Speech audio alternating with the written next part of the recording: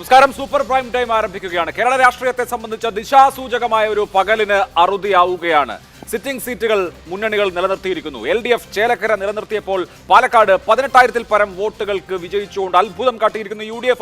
4 ലക്ഷം എന്ന psychological mark മറികടന്നുകൊണ്ട് Priyanka Gandhi വദ്രയുടെ parliamentary രാഷ്ട്രീയത്തിലെ അരങ്ങേറ്റത്തിന് സാക്ഷിയായ ദിവസം കൂടിയാണ്. അതിനിർണായകമായ ഒരു പകൽ ഇന്ന് ഒടുങ്ങുമ്പോൾ എങ്ങോട്ടാണ് ചൂണ്ടുപലക എന്ന് സൂപ്പർ പ്രൈം ടൈം ചർച്ച ചെയ്യുന്നു. രാഷ്ട്രീയ പാർട്ടികളുടെ കണ്ണഞ്ചിക്കുന്ന പ്രകടനങ്ങൾ, കടപുഴകി വീഴലുകളൊക്കെ സമ്മാനിച്ച ഒരു പകൽ അവസാനിക്കുകയാണ്. കൃത്യമായ രാഷ്ട്രീയ പോരാട്ടം കാഴ്ചവെക്കപ്പെട്ട മണ്ഡലങ്ങൾ, രാഷ്ട്രീയം പറഞ്ഞും കേരളം ഇന്നോളം കേട്ടിട്ടില്ലാത്ത പല വിവാദങ്ങൾ ചർച്ച ചെയ്തും വിദ്വേഷം പ്രചരിപ്പിക്കാൻ ശ്രമിച്ചുമൊക്കെ നീണ്ട പ്രചാരണ കാലയളവിനൊടുവിൽ കേരളം 3 ഉപതെരഞ്ഞെടുപ്പുകളിൽ വിധി എഴുതിയിരിക്കുന്നു. ദേശീയ രാഷ്ട്രീയത്തിലടക്കം സുപ്രധാനമായ 2 വിധികൾ വന്നിരിക്കുന്നു. മഹാരാഷ്ട്രയിലും ജാർഖണ്ഡിലും ഇതടക്കമുള്ള വിശദാംശങ്ങളൊക്കെ നമുക്ക് പരിശോധിക്കുകയുമാകാം. സൂപ്പർ പ്രൈം ടൈമിലേക്ക് എല്ലാ പ്രേക്ഷകർക്കും സ്വാഗതം. സൂപ്പർ പ്രൈം ടൈം ഇന്ന് 2 മണിക്കൂറാണ്. ആദ്യത്തെ മണിക്കൂറിൽ 7 മണി മുതൽ 8 മണി വരെ Shri B Gopalakrishnan, advocate KS Arunkumar, doctor Mohan Varghese, Shri Rijil Makkutty എന്നിവരാണ് ചർച്ചയിൽ പങ്കെടുക്കുന്നത്. 7:30 സന്ദീപ് വാര്യർ ഈ ചർച്ചയിൽ പങ്കുചേരും. ഒപ്പം ഇന്ന് ജയിച്ച ആളുകൾ, സ്ഥാനാർത്ഥിമാരും ഒക്കെ പങ്കുചേരും. ആദ്യം ശ്രീ ബി ഗോപാലകൃഷ്ണൻ, BJPയെ സംബന്ധിച്ച് എന്താണ് സംഭവിച്ചത്? അവിശ്വസനീയമാണ്. കാരണം BJPയും CPM-ഉം ഒരേ നിലയിലല്ല, മറിച്ച് BJPയും കോൺഗ്രസും തമ്മിലായിരുന്നു പോരാട്ടം എന്നാണ് എല്ലാവരും ധരിച്ചു വച്ചിരുന്നത്. നിങ്ങൾക്കവിടെ കഴിഞ്ഞ തവണ 50,000 വോട്ടുണ്ട്. പക്ഷേ ലോക്സഭാ ഇലക്ഷന്റെ പാറ്റേണിൽ പോൾ ചെയ്യപ്പെട്ട 6 മാസം മുമ്പ് പോൾ ചെയ്യപ്പെട്ട വോട്ട് പോലും കിട്ടാതെ 39,000-ലേക്ക് വീഴാനുള്ള കാരണം എന്താണ്? അല്ല, അപ്പം നിങ്ങൾ ഈ ഇന്ത്യയിൽ നടക്കുന്ന മറ്റ് തെരഞ്ഞെടുപ്പിനെ കുറിച്ചൊന്നും ചർച്ചയില്ലേ? ആകെ BJP 2ാം സ്ഥാനത്താണ്. ഒരല്പം വോട്ട് കുറഞ്ഞ ഈ പാലക്കാട് മാത്രമേ ഉള്ളൂ നിങ്ങളുടെ ചർച്ച. അല്ല, എല്ലാ കാര്യങ്ങളും നമ്മുടെ മുമ്പിലുള്ള ഏറ്റവും പ്രധാനപ്പെട്ട വിഷയമല്ലേ തെരഞ്ഞെടുപ്പിൽ? അല്ല, ഞാനെന്ത് പറഞ്ഞോട്ടെ, മഹാരാഷ്ട്രയിൽ കഴിഞ്ഞ ലോക്സഭാ തെരഞ്ഞെടുപ്പിൽ വിദർഭയടക്കം നിങ്ങൾ എന്നോട് പറഞ്ഞതാണല്ലോ, RSSന്റെ ആസ്ഥാന കേന്ദ്രമായ നാഗപ്പൂരടക്കം അതിശക്തമായിട്ടുള്ള കൊടുങ്കാറ്റ് പോലെ ഇതാ തിരിച്ചു വന്നിരിക്കുന്നു എന്നൊക്കെ നിങ്ങൾ വലിയ ബഹളം വെച്ച ആ മഹാരാഷ്ട്രയിൽ അടിപ്പാട്ടലം തകർന്ന് തരിപ്പണമായിട്ട് കോൺഗ്രസിനെ കാണാൻ പോലുമില്ല. വേണുഗോപാലും രമേശ് ചെന്നിത്തലയൊന്നും അവിടെ പോയി തല കുത്തി നിന്നിട്ടും അവിടെ 100-ലധികം സീറ്റിൽ മത്സരിച്ചിട്ട് 2 വിരലിലെണ്ണാവുന്ന സീറ്റ് കിട്ടിയിട്ടില്ല. അതിനെക്കുറിച്ചൊന്നും ചർച്ചയില്ല. BJPക്ക് എന്തു പറ്റി? BJPക്ക് ഒന്നും പറ്റിയില്ല. താങ്കൾ വിചാരിക്കുന്നത് പോലെ ഒന്നും BJPക്ക് കേരളത്തിൽ പറ്റിയിട്ടില്ല. അതിന് ഉദാഹരണം താങ്കൾ ഇടപെടാതെ ഞാൻ സംസാരിക്കാം. ഒന്നാമത്തെ കാര്യം, വയനാട്ടിൽ നിന്ന് നമുക്ക് തുടങ്ങാം. അങ്ങനെയാണല്ലോ നിങ്ങൾ പാലക്കാട് വഴി ചേലക്കര വഴി പാലക്കാട് വഴി വയനാടാണല്ലോ. ഞാൻ വയനാട് വഴി ചേലക്കര വഴി ഞാൻ പാലക്കാട്ടേക്ക് വരാം. വയനാട്ടിൽ വലിയ ഒരു എന്താ പറയുക, പ്രിയങ്കയുടെ മത്സരം. ആ മത്സരത്തിലും ഭാരതീയ ജനതാ പാർട്ടി 2019-ഉം 2021-ലെ വോട്ടിനേക്കാൾ കൂടുതൽ വോട്ട് BJP നേടി. 2024-ൽ അഖിലേന്ത്യാ നേതാക്കന്മാരടക്കം വന്ന് സംസ്ഥാന പ്രസിഡന്റ് മത്സരിച്ച് BJP ലോക്സഭയിൽ നരേന്ദ്രമോദിക്ക് വോട്ട് ചെയ്യണമെന്നുള്ള വലിയ തോതിലുള്ള പ്രചരണം നടത്തി 1,40,000-നടുത്ത് വോട്ട് നമുക്ക് നേടാൻ കഴിഞ്ഞു. അത് വെച്ച് നോക്കുമ്പോൾ ഇന്നത്തെ പെർഫോമൻസ് ഒട്ടും മോശമല്ല. അതുമാത്രമല്ല, കോഴിക്കോട് ഒരു കൗൺസിലറാണ്, ഒരു സാധാരണ കൗൺസിലർ അവിടെ പോയി ഞങ്ങൾ മത്സരിച്ചു. മത്സരിച്ച് അവർ നന്നായി പെർഫോം ചെയ്തു. ഞങ്ങളെ സംബന്ധിച്ചിടത്തോളം വളരെ സംതൃപ്തമായിട്ടുള്ള ഒരു വോട്ടാണ് ഞങ്ങൾക്ക് വയനാട്ട് കിട്ടിയിട്ടുള്ളത്. അവിടുന്ന് ചേലക്കരയിലേക്ക് വന്നാൽ നിങ്ങൾക്കറിയാം, ഞങ്ങളെ സംബന്ധിച്ചിടത്തോളം കഴിഞ്ഞ നിയമസഭ വെച്ച് നോക്കുകയാണെങ്കിൽ ഏതാണ്ട് 9,000-10,000 വോട്ട് ഞങ്ങൾ കൂടുതൽ നേടിയിരിക്കുന്നു. കഴിഞ്ഞ ലോക്സഭ വെച്ച് നോക്കുകയാണെങ്കിൽ ഏതാണ്ട് 3,000-4,000 വോട്ട് കൂടുതൽ നേടിയിരിക്കുന്നു. അത് കഴിഞ്ഞിട്ടാണ് നമ്മൾ പാലക്കാട്ടേക്ക് വരേണ്ടത്. പാലക്കാട് എന്താ ഇത്ര വലിയ കാര്യമൊന്നും സംഭവിച്ചതായിട്ട് എനിക്ക് തോന്നുന്നില്ല. കാരണം 2014 കഴിഞ്ഞ് 10 വർഷമേ ആയിട്ടുള്ളൂ. ആ 2014-ൽ ഭാരതീയ ജനതാ പാർട്ടിക്ക് 25,892 വോട്ടാണ് 2014-ൽ ശോഭാ സുരേന്ദ്രന് പാലക്കാട് കിട്ടിയത്. അത് 2016 ആയപ്പോൾ അതേ ശോഭാ സുരേന്ദ്രൻ അത് 40,076 വോട്ടായിട്ട് ഉയർത്തി. അത് 2019 കൃഷ്ണകുമാർ മത്സരിക്കുമ്പോൾ അത് 39,963 വോട്ട്, അതായത് റഫ്ലി സ്പീക്കിംഗ് 40,000 വോട്ട്. അത് 2021 ആയപ്പോൾ അത് ഈ ശ്രീധരനെ പോലെ ഒരു മഹാമേരു എന്ന് പറഞ്ഞാൽ രാഷ്ട്രീയത്തിനപ്പുറത്ത് ഈ നാട്ടിലെ മുഴുവൻ ജനങ്ങളും ഒരേപോലെ ബഹുമാനിക്കുകയും സ്നേഹിക്കുകയും ചെയ്യുന്ന ഒരാൾ അദ്ദേഹത്തെ മുമ്പിൽ നിർത്തി ഞങ്ങൾ മത്സരിപ്പിച്ചപ്പോൾ 50,220 വോട്ട് കിട്ടി. വീണ്ടും കൃഷ്ണകുമാറിലേക്ക് ലോകസഭയിലേക്ക് വന്നപ്പോൾ 2024 ലോകസഭയിൽ വന്നപ്പോൾ അത് 43,072 വോട്ടായി. ഇപ്പോൾ വീണ്ടും അത് 40,000 39,549 വോട്ടായി. എന്ന് പറഞ്ഞാൽ BJPയുടെ വോട്ട് കഴിഞ്ഞ ഒരു 6 വർഷമോ 7 വർഷമോ ആയിട്ട് 39,000-ൻ്റെയും 43,000-ൻ്റെയും ഇടയിലാണ്. ആ 39,000-നും 49,000-നും ഇടയിലുള്ള വോട്ട് ഞങ്ങൾ നേടിയില്ലേ?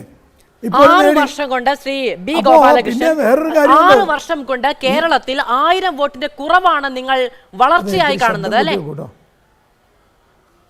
കേൾക്കുന്നില്ലേ? എനിക്ക് കേൾക്കുന്നില്ല, ഒന്നുകൂടി പറയോ, ചോദ്യം കേൾക്കുന്നില്ല. 1000 വോട്ടിന്റെ കുറവാണ്.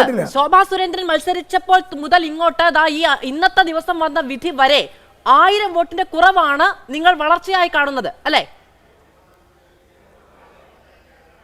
ഞാൻ പറഞ്ഞല്ലോ, നിങ്ങൾ പാലക്കാട് ഞങ്ങൾക്ക് 1000 വോട്ടിൻ്റെ കുറവുണ്ട്. ഞാൻ സമ്മതിച്ചു. ഞങ്ങളെ സംബന്ധിച്ചിടത്തോളം BJPയെ സംബന്ധിച്ചിടത്തോളം ഞങ്ങളുടെ ബേസിക് വോട്ട് എന്ന് പറയുന്നത് 39,000-നും 43,000-നും ഇടയിലാണ്. അതിൽ ഞങ്ങൾക്കൊരു തകർച്ചയും വന്നിട്ടില്ല. അതേസമയത്ത് 48,000 വോട്ട് നേടിയിരുന്ന CPM, അവിടെ ജയിച്ചിരുന്ന CPM, ആ CPM 3-ാം സ്ഥാനത്താണ്, ഞങ്ങളെയൊക്കെ താഴെയാണ്. ശരിയാണ്, ജാതി മത ലോകത്തുള്ള സകല ആളുകളെയും കാലത്തൊക്കെ നേടിയതിനേക്കാൾ കഴിഞ്ഞ ലോക്സഭാ ഇലക്ഷനിലും കഴിഞ്ഞ നിയമസഭാ ഇലക്ഷനിലും നേടിയതിനേക്കാൾ കൂടുതൽ വോട്ട് അവിടെ CPM-ന്റെ സ്ഥാനാർത്ഥി നേടുന്നുണ്ട്. ഞാൻ പറയുന്നത് നോക്കൂ, ഇത് എങ്ങനെയാണ് അവതരിപ്പിക്കപ്പെട്ടത്? BJPയുടെ സംസ്ഥാനത്ത് ഏറ്റവും വിജയ സാധ്യതയുള്ള സീറ്റ്, കഴിഞ്ഞ തവണ നിങ്ങൾ വിജയത്തോടെ ഏറ്റവും അടുത്തെത്തിയ സീറ്റ്, ത്രികോണ മത്സരമാണെങ്കിലും ഇതൊരു ബൈപോളാർ കോൺടെസ്റ്റ് ആയിട്ടാണ്, അതായത് UDF-ഉം BJP-യും തമ്മിലുള്ള ഒരു ബൈപോളാർ കോൺടെസ്റ്റ് ആയിട്ടാണ് അവതരിപ്പിക്കപ്പെട്ടത്. അപ്പോൾ നിങ്ങളിതാ ജയിക്കുന്നു, നിയമസഭയിലേക്ക് ഒരു MLA അയക്കുന്നു എന്നൊരു പ്രതീതി ഉണ്ടാക്കിയതിന് ശേഷം നോക്കൂ, അവിടെ LDF-ന്റെ വോട്ട് വിഹിതം കൂടി കഴിഞ്ഞ തവണത്തെക്കാൾ, UDF-ന്റെ വോട്ട് വിഹിതവും കൂടി, നിങ്ങളുടെ വോട്ട് വിഹിതമാണ് കുറഞ്ഞിട്ടുള്ളത്. അതുകൊണ്ടാണ് ഇത്ര ഹൈപ്പ് ഉണ്ടാക്കിയിട്ട് എന്തുകൊണ്ട് തോറ്റു എന്ന ചോദ്യം വരുന്നത്. ഇപ്പോൾ ശ്രീകുമാർ മേനോൻ ഒടിയൻ ഇറക്കിയത് പോലെ ആയിപ്പോയി നിങ്ങൾ പാലക്കാട് മത്സരിച്ചത്. അല്ല, അത് നിങ്ങൾ പറഞ്ഞോളൂ. അതിലിപ്പോൾ ഓടിയനെന്നോ ആടെന്നോ എന്താണ് നിങ്ങൾ പറഞ്ഞു, നിങ്ങളെന്ന് പറഞ്ഞാൽ എനിക്ക് വിരോധമില്ല. തോൽവി തന്നെയാണ്. പക്ഷെ ഞങ്ങൾ തോറ്റു എന്ന് പറഞ്ഞുകൊണ്ട് നിങ്ങൾ കിടന്ന് അട്ടഹസിക്കണ്ട. കോൺഗ്രസ്സുകാരുടെ അഡ്രസ്സില്ല മഹാരാഷ്ട്രയിൽ. ഇപ്പോൾ ഇന്ത്യൻ നാഷണൽ കോൺഗ്രസ് താലിബാൻ കോൺഗ്രസ് ആകുമ്പോൾ കുറച്ച് വിജയമൊക്കെ അവർക്ക് ഇപ്പോൾ കിട്ടും. SDPR വോട്ടും മറ്റേ ജമാഅത്തെ ഇസ്ലാമിയുടെ വോട്ടും ലോകത്തുള്ള സകല ആൾക്കാരെയും ഒരുമിച്ച് പിടിച്ച് കുറച്ച് വോട്ട് കൂടുതൽ കിട്ടി, അവർ ജയിച്ചു.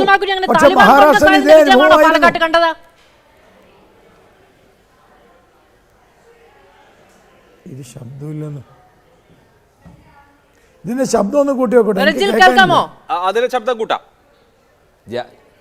എനിക്ക് കേൾക്കാം. താലിബാൻ കോൺഗ്രസിന്റെ വിജയമാണോ പാലക്കാട്ട് കണ്ടത്? SDP അടക്കമുള്ള വോട്ടുകൾ കൊണ്ട് മാത്രമാണോ നിങ്ങൾ ഈ വിജയം കൊയ്തത്?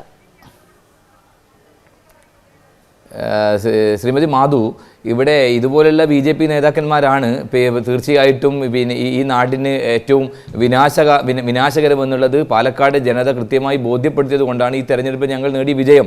ഇവർ എന്തൊക്കെ പറഞ്ഞിരുന്നു, എന്തൊക്കെ പ്രചരണമായിരുന്നു? ഞങ്ങൾ BJP ജയിക്കാൻ പോവുകയാണെന്നാണ് പറഞ്ഞത് പാലക്കാട്. ആ പാലക്കാട് നിന്ന് പ്രതിപക്ഷ നേതാവ് രാജിവെച്ച് പോകണമെന്ന് പറഞ്ഞു.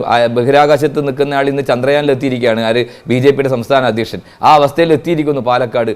എന്തുകൊണ്ടാണ് പാലക്കാട് മുനിസിപ്പാലിറ്റി ഉൾപ്പെടെ ഇവർക്ക് ശക്തമായ രൂപത്തിൽ പിന്തുണ കൊടുത്ത മുനിസിപ്പാലിറ്റിയിലെ ഏറ്റവും ശക്തരായ ഹിന്ദു വിഭാഗങ്ങൾ പോലും ഇവരെ കൈവിട്ടത് എന്നുള്ളത് ഇതുപോലുള്ള വർഗീയത പറയുന്ന, തമ്മിൽ വെറുപ്പ് പറയുന്ന നേതാക്കന്മാരാണ് എന്നുള്ളതാണ്. അത് പാലക്കാട് മാത്രമല്ല, ഈ നാട്ടിലെമ്പാടും ഇത്തരം വർഗീയത പറഞ്ഞ് പ്രചരിച്ച് മുമ്പോട്ട് പോകുമ്പോൾ അങ്ങനെ ചിന്തിക്കുന്നവരല്ല പാലക്കാട് ജനത എന്നുള്ളത് ഈ തെരഞ്ഞെടുപ്പോട് കാണിച്ചു കൊടുത്തിരിക്കുകയാണ്. അപ്പോൾ പരാജയപ്പെട്ടപ്പോൾ താലിബാൻ കോൺഗ്രസ് എന്നും മറ്റേ കോൺഗ്രസ് എന്നൊക്കെ വിളിക്കുന്നത് അവരുടെ പരാജയത്തിനകത്ത് നിന്നുള്ള നിരാശ കൊണ്ട് പറയുന്ന ജ്വൽപ്പനങ്ങൾ മാത്രമാണ്. അവിടെ മതനിരപേക്ഷ സമൂഹം, സെക്യുലർ സമൂഹം വളരെ കൃത്യമായി ഞങ്ങൾക്ക് അനുകൂലമായിട്ട് തന്നെയാണ് വോട്ട് ചെയ്തത്. ആ തെരഞ്ഞെടുപ്പിൽ മുനിസിപ്പാലിറ്റി എന്ന് പറയുന്നത് BJPയുടെ ഭരിക്കുന്ന മുനിസിപ്പാലിറ്റിയാണ്, 2 തവണയെ ഭരിക്കുന്ന മുനിസിപ്പാലിറ്റിയാണ്. ഈ BJPയുടെ സംസ്ഥാന അധ്യക്ഷൻ നേരിട്ടാണ് പ്രചരണം നടത്തിയത് എന്ന് മാത്രമല്ല, ആ പ്രചരണത്തിനകത്ത് വ്യക്തിപരമായി പോലും ഞാൻ ഉൾപ്പെടെ ഒരു സമരം നടത്തിയതിൻ്റെ പേരിൽ എനിക്കെതിരായി ഏറ്റവും ശക്തമായ രൂപത്തിൽ ആ വീടുകൾ, പ്രത്യേകിച്ച് നമ്മുടെ കൽപ്പാത്തി കവാത്തി പോലെയുള്ള ബ്രാഹ്മണ വീടുകളിൽ കയറിക്കൊണ്ട് വളരെ നികൃഷ്ടമായ രൂപത്തിൽ പ്രചാരവേല നടത്തിക്കൊണ്ട് മുമ്പോട്ട് പോയി സംസ്ഥാന അധ്യക്ഷൻ തന്നെ പ്രചാരവേല നടത്തിയിട്ട് പോലും അവിടുത്തെ ബ്രാഹ്മണ സമൂഹം പോലും ഇവർക്ക് അനുകൂലമായില്ല, ഇവരെ വെറുപ്പിന്റെ രാഷ്ട്രീയത്തെ അംഗീകരിച്ചില്ല എന്ന് പറയുമ്പോൾ അത് ഒരു 916 വിജയമായി തന്നെയാണ് ഞങ്ങൾ കാണുന്നത്. ആ വിജയം പ്രത്യേകിച്ച് BJPക്കെതിരെയാണ്. BJPയുടെ കൗണ്ട് ഡൗൺ ആണ് കേരളത്തിൽ ആരംഭിച്ചിരിക്കുന്നത് എന്നുള്ളത് പാലക്കാട് തെരഞ്ഞെടുപ്പിന്റെ റിസൾട്ടോട് കൂടി കാണാൻ സാധിക്കും. തീർച്ചയായിട്ടും കോൺഗ്രസിന് അവകാശപ്പെടാം ഈ രാത്രിയിൽ, അതിൽ എനിക്ക് സംശയമില്ല. കെ എസ് അരുൺകുമാർ, എന്താണ് LDFന് സംഭവിച്ചത്? 37,293 വോട്ട് മതിയോ? ഡോക്ടർ പി സരിൻ വരുന്നു, നിഷ്പക്ഷ വോട്ടുകൾ സമാഹരിക്കുന്നു, അദ്ദേഹം ഒരു പ്രൊഫഷണൽ എന്നുള്ള നിലയിൽ ഒരുപാട് പാർട്ടി ഇതര വോട്ടുകൾ ക്യാൻവാസ് ചെയ്യുന്നു എന്നൊക്കെയാണ് നിങ്ങൾ പറഞ്ഞുകൊണ്ടിരുന്നത്. മൂന്നാം സ്ഥാനത്ത് BJPയും കോൺഗ്രസും മത്സരിച്ച ഇടത്ത് പൂച്ചക്കെന്ത് പൊന്നൊരുക്കുന്നിടത്ത് കാര്യം എന്ന മട്ടിൽ മൂന്നാം സ്ഥാനത്ത് 37,293 വോട്ടുമായി നിൽക്കുകയാണ് നിങ്ങൾ. ഈ പാലക്കാട് മണ്ഡലത്തിന്റെ ഒരു പ്രത്യേക സാഹചര്യം അങ്ങേക്ക് അറിയാവുന്നതാണല്ലോ. കഴിഞ്ഞ 2-3 തെരഞ്ഞെടുപ്പായി ഞങ്ങൾ മൂന്നാം സ്ഥാനത്ത് തന്നെയാണ്. വലിയ പ്രചരണമാണ് ഈ തെരഞ്ഞെടുപ്പിൽ ഇടതുപക്ഷത്തിന് നേരിടേണ്ടി വന്നത്. ഭരണവിരുദ്ധ വികാരമുണ്ട്. ഗവൺമെന്റിന്റെ ഭരണ നേട്ടങ്ങൾ ജനങ്ങളിൽ എത്തിക്കാത്ത തരത്തിൽ വലിയ ആക്രമണം ഞങ്ങൾ ചേലക്കരയിലും അതുപോലെ പാലക്കാടുമെല്ലാം നേരിട്ടു.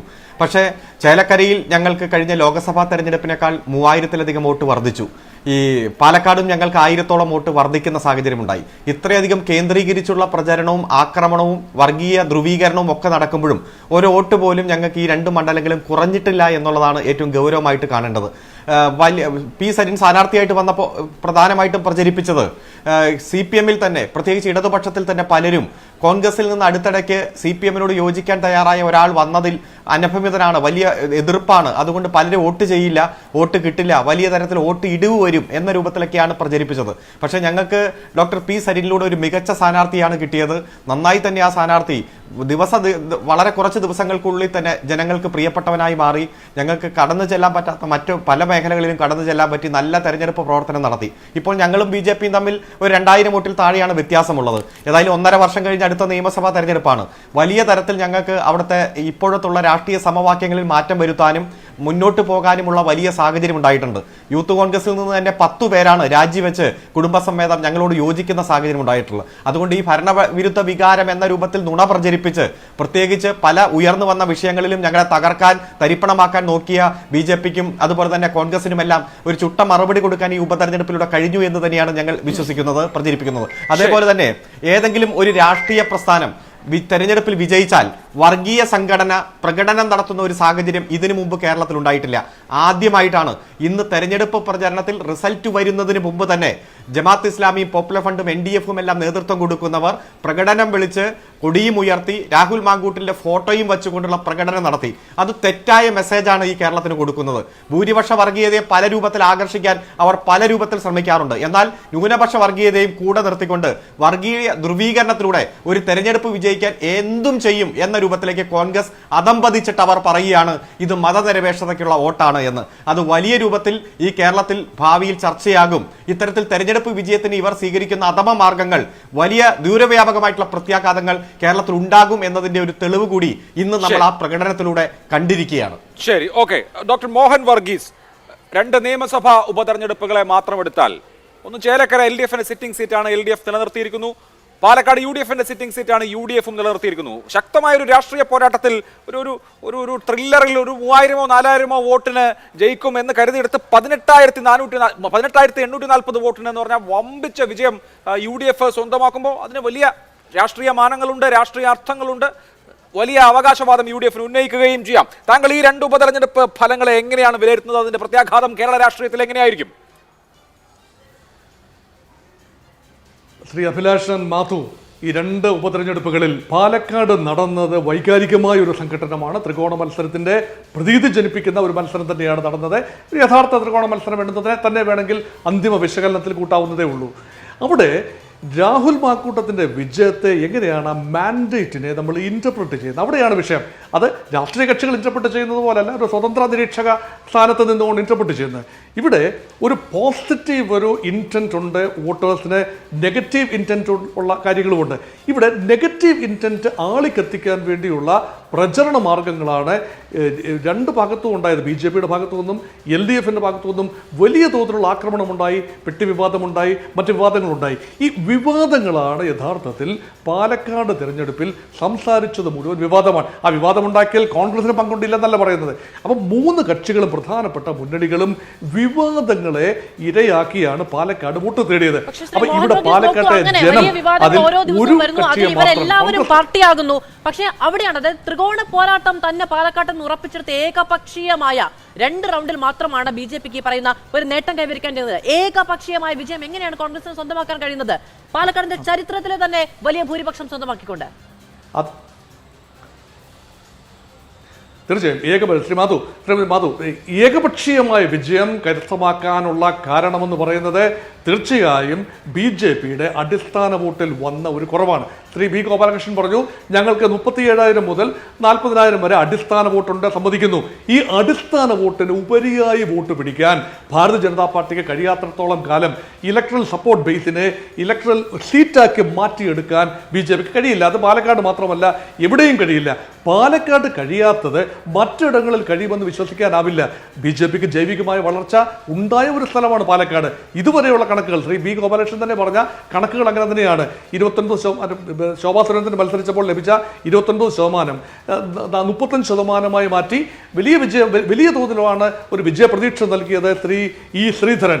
അവിടെ നിന്നുമാണ് 11,000 വോട്ടോളം കുറഞ്ഞ് ഇപ്പോൾ 39,000 വോട്ടിലേക്ക് പതിക്കുമ്പോൾ അത് ഇരുത്തി ചിന്തിപ്പിക്കേണ്ട കാര്യം തന്നെയാണ് പാലക്കാട്. ചേലക്കരയും കൂടെ വന്നുകൊണ്ട് അവസാനിപ്പിക്കാം. ചേലക്കരയിൽ യഥാർത്ഥത്തിൽ ഇടതുപക്ഷത്തിന് ആശ്വാസ വിജയമാണിത്.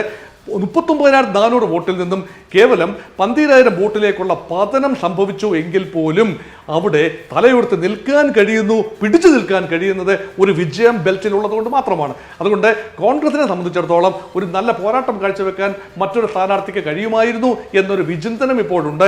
അത് പക്ഷേ വൈകി എത്തുന്ന ചിന്ത മാത്രമാണ്. അതുകൊണ്ട്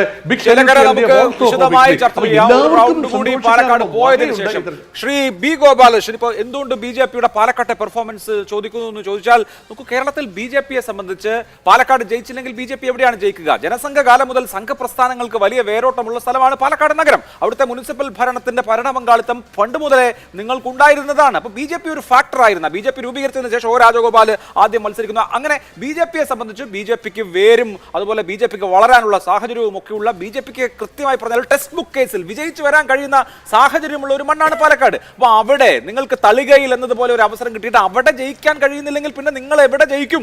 കേരളമാകെ പിടിക്കേണ്ട അങ്ങനത്തെ ഒരു പാർട്ടിയെ വളരുന്ന പാർട്ടിയാണല്ലോ BJP. പിന്നെ ഞങ്ങൾ 2016 നേടിയ വോട്ട് നേടിയില്ലേ എന്ന് ചോദിച്ചാൽ ഞങ്ങൾ വളരുന്ന പാർട്ടിയാണെന്നല്ലേ നിങ്ങളുടെ അവകാശവാദം? 2016 നേടിയ വോട്ട് ഇനി 2026 36 ഒക്കെ നേടിയാൽ മതിയോ? അല്ല അഭിലാഷ് മോഹൻ, താങ്കൾ വല്ലാതെ വിഭ്രാന്തിപ്പെടണ്ട. ഞങ്ങൾ ജയിച്ചോളാം, ഞങ്ങൾ മെല്ലെ ജയിച്ചോളാം. ഞങ്ങൾക്കൊരു ആശങ്കയുമില്ല. ഞങ്ങൾക്കൊരു സീറ്റ് കിട്ടിയില്ല എന്ന് പറഞ്ഞ് ഞങ്ങൾ പരിഭ്രാന്തരായി മറ്റു പലരെ പോലെ ആമാശയ ആർത്തിയെ പോലെ ഓടിപ്പോകാനൊന്നും ഞങ്ങളില്ല. ഞങ്ങൾ മെല്ലെ ജയിക്കും.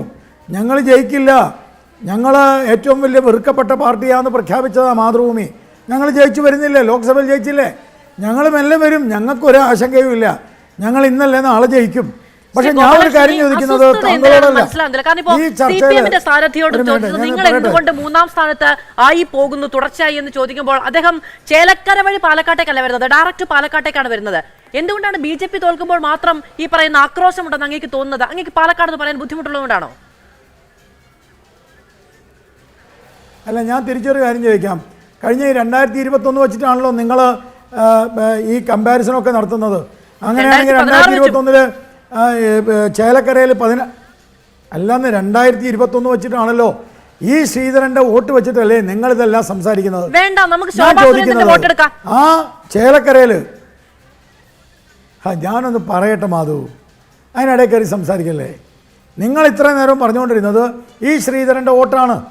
ആ ഈ ശ്രീധരന്റെ വോട്ട് വെച്ചിട്ട് നിങ്ങൾ പാലക്കാട് പറയുമ്പോൾ നിങ്ങൾ എന്തുകൊണ്ട് ചേലക്കര പറയുന്നില്ല എന്നാണ് എൻ്റെ ചോദ്യം.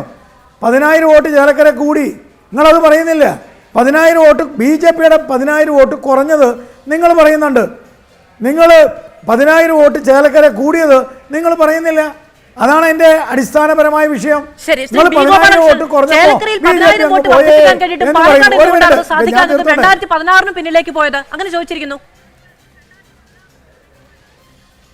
ഞാൻ പറഞ്ഞല്ലോ, BJPയെ സംബന്ധിച്ചിടത്തോളം BJPയുടെ അടിസ്ഥാന വോട്ട് എന്ന് പറയുന്നത് 39,000-നും ഞാൻ നേരത്തെ പറഞ്ഞല്ലോ കണക്ക് 39,000-നും 43,000-നും ഇടയിലാണ്. അവിടെ ഞങ്ങൾക്ക് ഒരു 3,000 വോട്ട് കുറഞ്ഞിട്ടുണ്ട്. അത് നഗരസഭയിൽ ഞങ്ങൾക്ക് കുറവ് വന്നിട്ടുണ്ട്. അതെന്തുകൊണ്ടാണെന്നുള്ളത് പരിശോധിക്കണം. തെരഞ്ഞെടുപ്പല്ലേ, വോട്ട് കൂടുകയും കുറയുകയും ചെയ്യും.